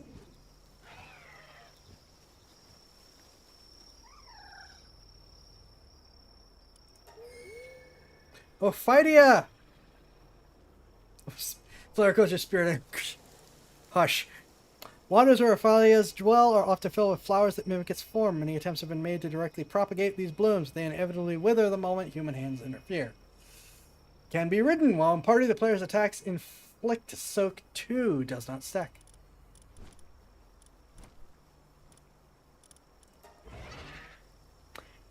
Valeris Aqua. When it finds its prey, it unleashes a mighty torrent, sweeping the entire area. More often than not, the prey gets swept away in the chaos, leaving one to wonder whether this truly counts as hunting. Can be ridden as a flying mount. When in party, fire pals drop 40% more items when defeated. These are boss pals. I am a fan. Palladius! Once one with Necromus. Its gleaming form is free of all negative emotions. However, a glimmer of hatred can still be seen deep within its eyes. Can be ridden. Can triple jump while mounted. Activate Spear Thrust to have Necromus stay by your side and attack enemies in tandem. Huh. Once one with Palladius. Its darkened form is the embodiment of negative emotions. However, a glimmer of compassion can still be seen deep within its eyes. Can be ridden. Can double jump while mounted. When Twin Spears' skills activate, a Palladius in your party will appear and attack alongside you. Okay, so their special abilities is just you get 2 pals out.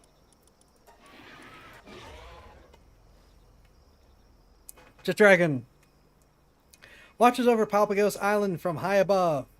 When Calamity returns to the land, the earth will split open and the skies will burn. It is destined to strike down the Calamity in a flash of total destruction. Can be ridden as a flying mount. Can rapidly fire a missile launcher while mounted.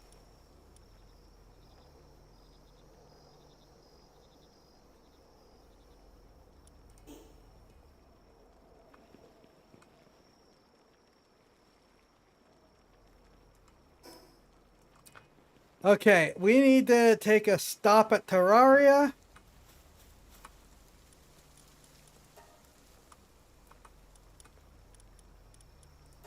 Because Up to no good wants you to cook something. Up to just wants you to waste resources. Hee hee.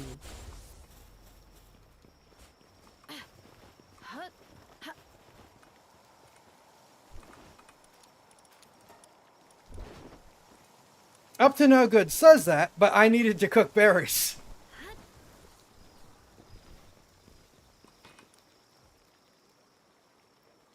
Actually, I'm gonna cook some other stuff too.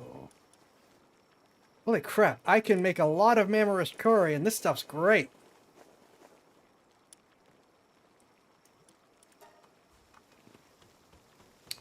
Alright, off to Terraria.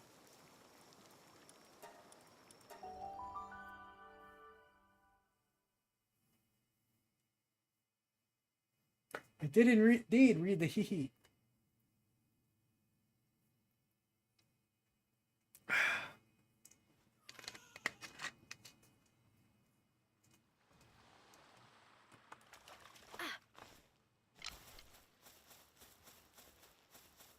Actually,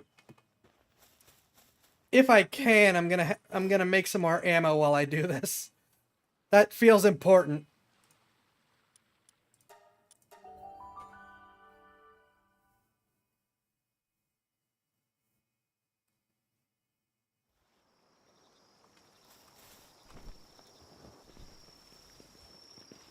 The bow's fine, the grenade launcher needs more.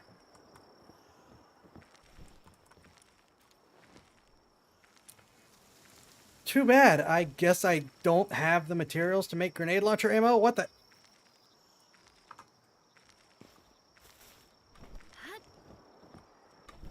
Rest well, Rippy. Ah.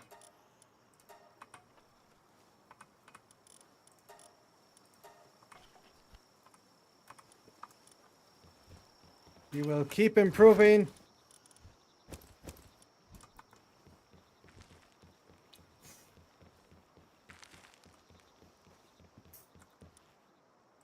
Why can't I make...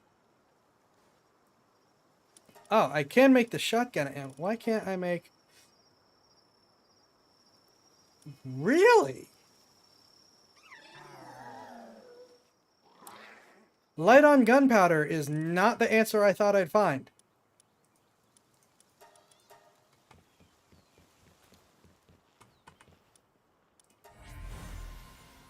Animos, back of me, and Muffy!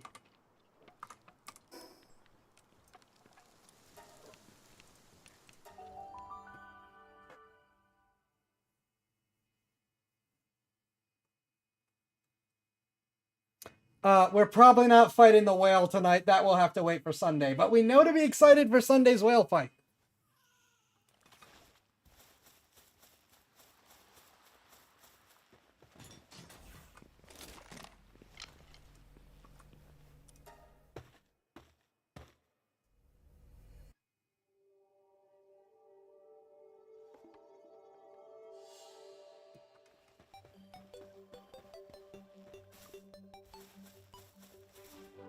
I'm not even a big Terraria fan, and this theme is still just happiness.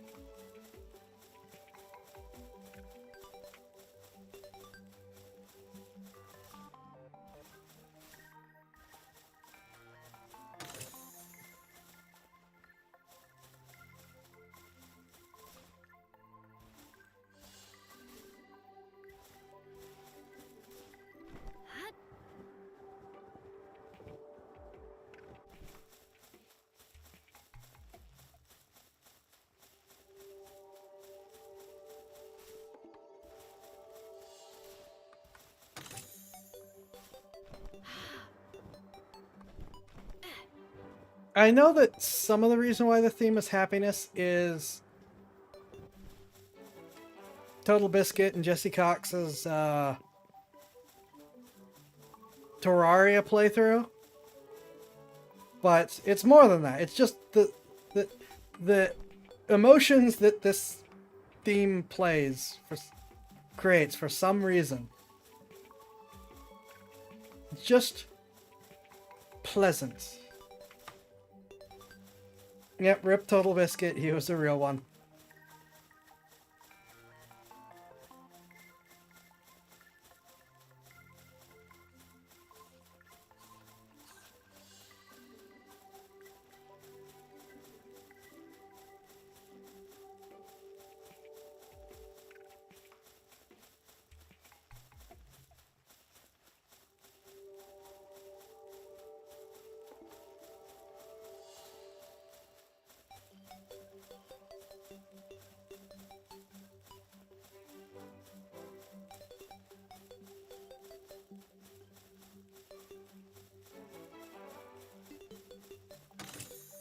He is a big part of the reason why I'm a content creator.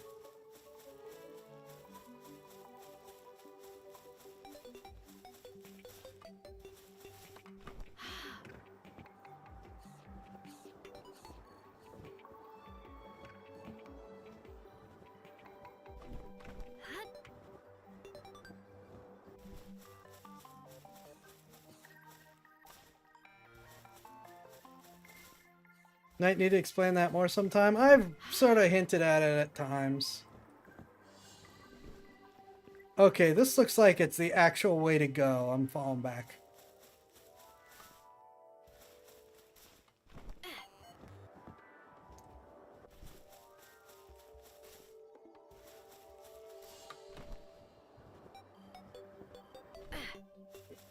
So, the short version, because the long version is a long version, is I've mentioned before that I was bedridden sick, unable to get out of bed, thought I was going to die. I've mentioned this fairly repeatedly. And that it was content creators that let me still have a look into the outside world. And he's one of them.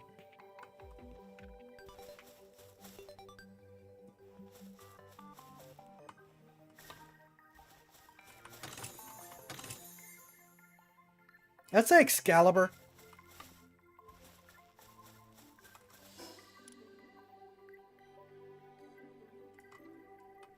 That's going to be a thing.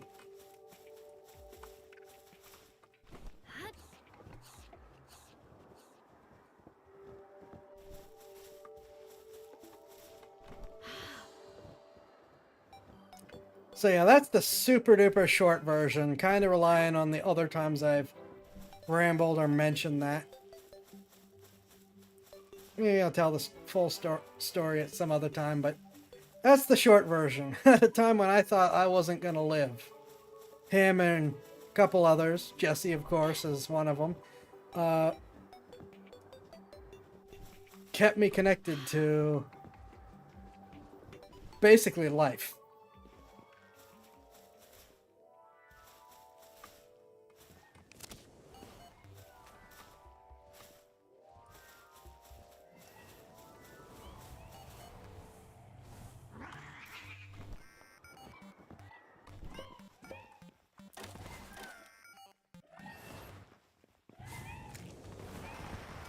I think it's kind of funny that the Terraria critters and the pals do not like each other.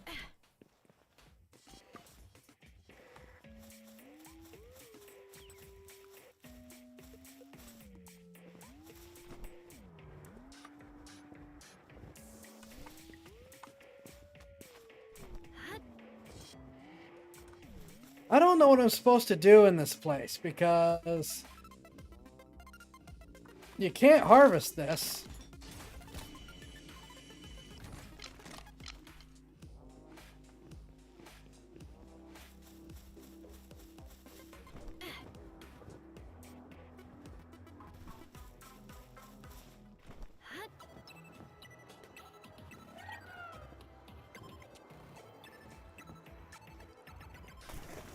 Oh my gosh, the Eye of Cthulhu fight's gonna be so different.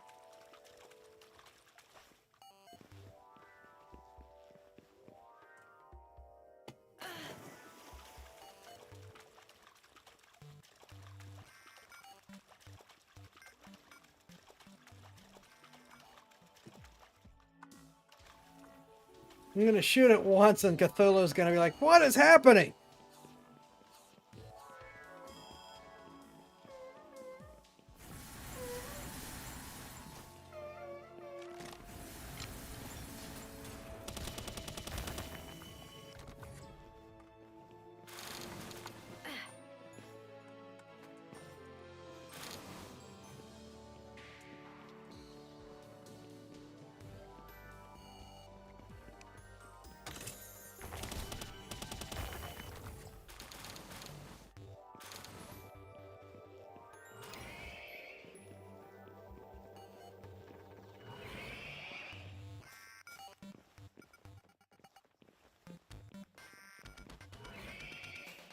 Have I captured you guys? Yeah, I've got 5 of you guys. I'm gonna leave you alone. That's funny.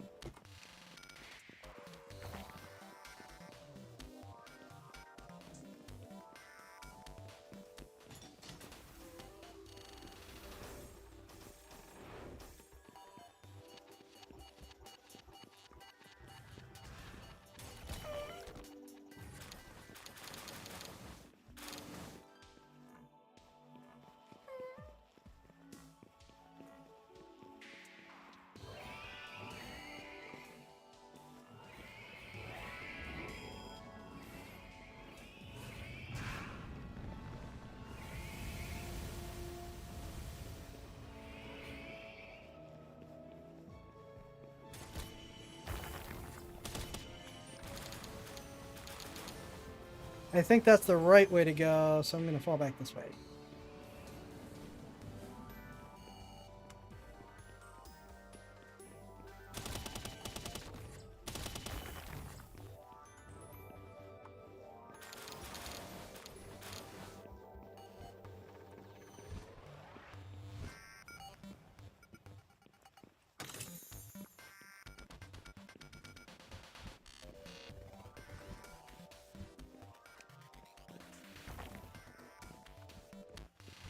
Enter. That isn't quite what I thought was gonna fall, but sure.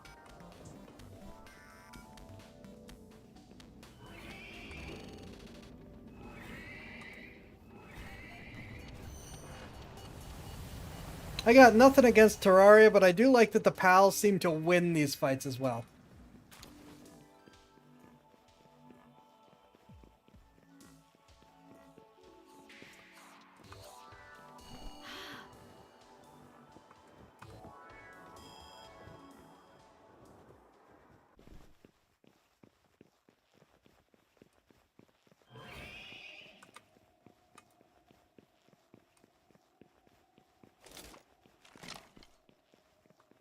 Alright, Call of Cthulhu. Round two. Oh! 2 shots!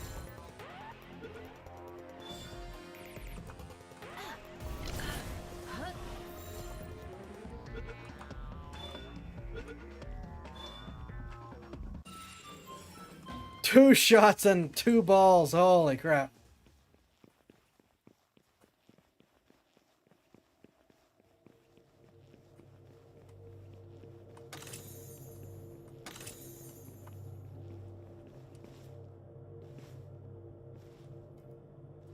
Oh, and another new sword schematic, sure.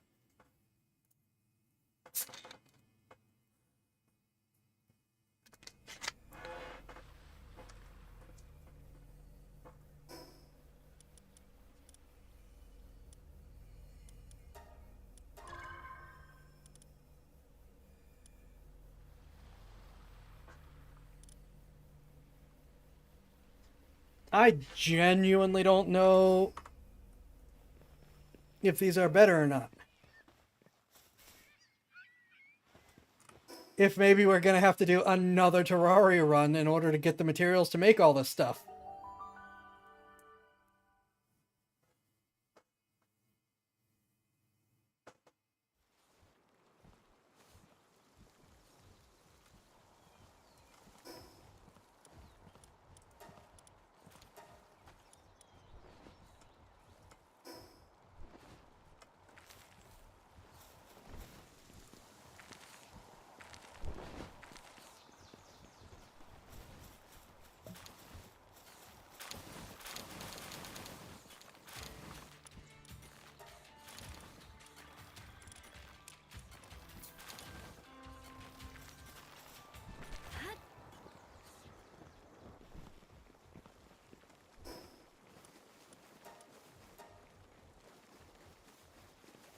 I'll leave those there since they won't decay.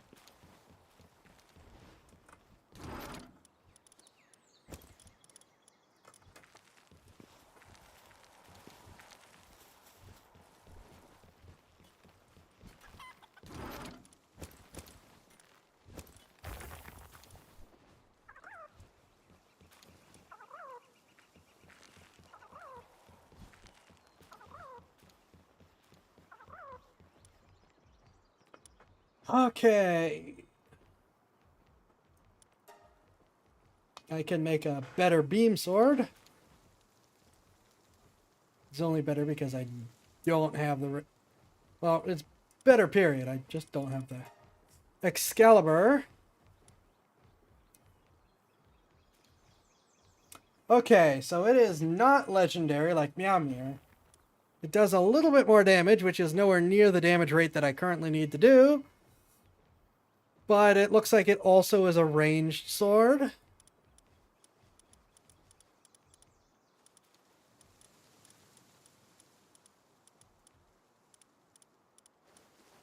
Did I miss the armor? Helmet forged from hallowed bar, enveloped in divine power, increases damage dealt by Terra Prisma. Excalibur, did it come from a lake? No, it came from a chest. A problem is it's a massive drop in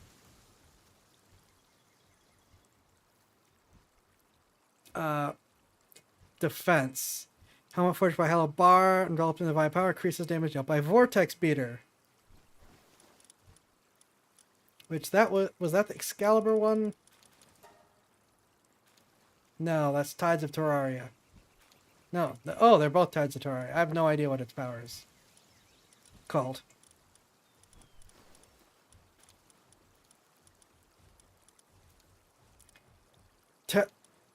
I still don't have enough Hallowed Bars to actually make Terra Prisma. I might not be able to even repair it. Terra Blade, Epic. Curious Sword unleashes vibrant green shockwaves with each strike, allowing you to hit enemies from afar despite being a melee weapon. Interesting. And this one does do a significantly higher damage. But I don't know if it's actually more than just making a beam saber. Though I do like that it's ranged. That does help. I will figure that out for next time. For now, we do at least have the means to repair this. So we will. Actually, do I have the means to make a better shield? I can! Is that the best shield now? I think it is.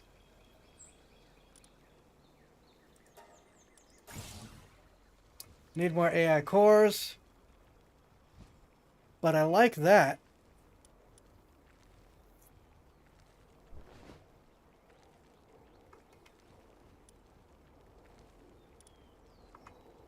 Better shield is better shield.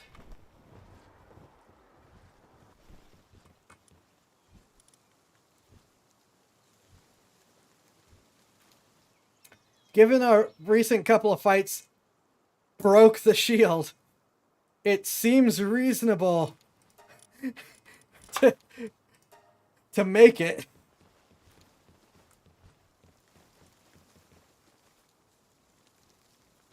And I think I'll figure out the rest, plan, and be ready for Sunday, where we will theoretically fight another whale. At least I know I'm fighting a whale this time. I thank you all for hanging out and hope you've enjoyed. Thank you for putting up with my psychotic rants. Hope you all have a great weekend. Stay safe. Lord Xaifax Normandy signing off. Have a good one all.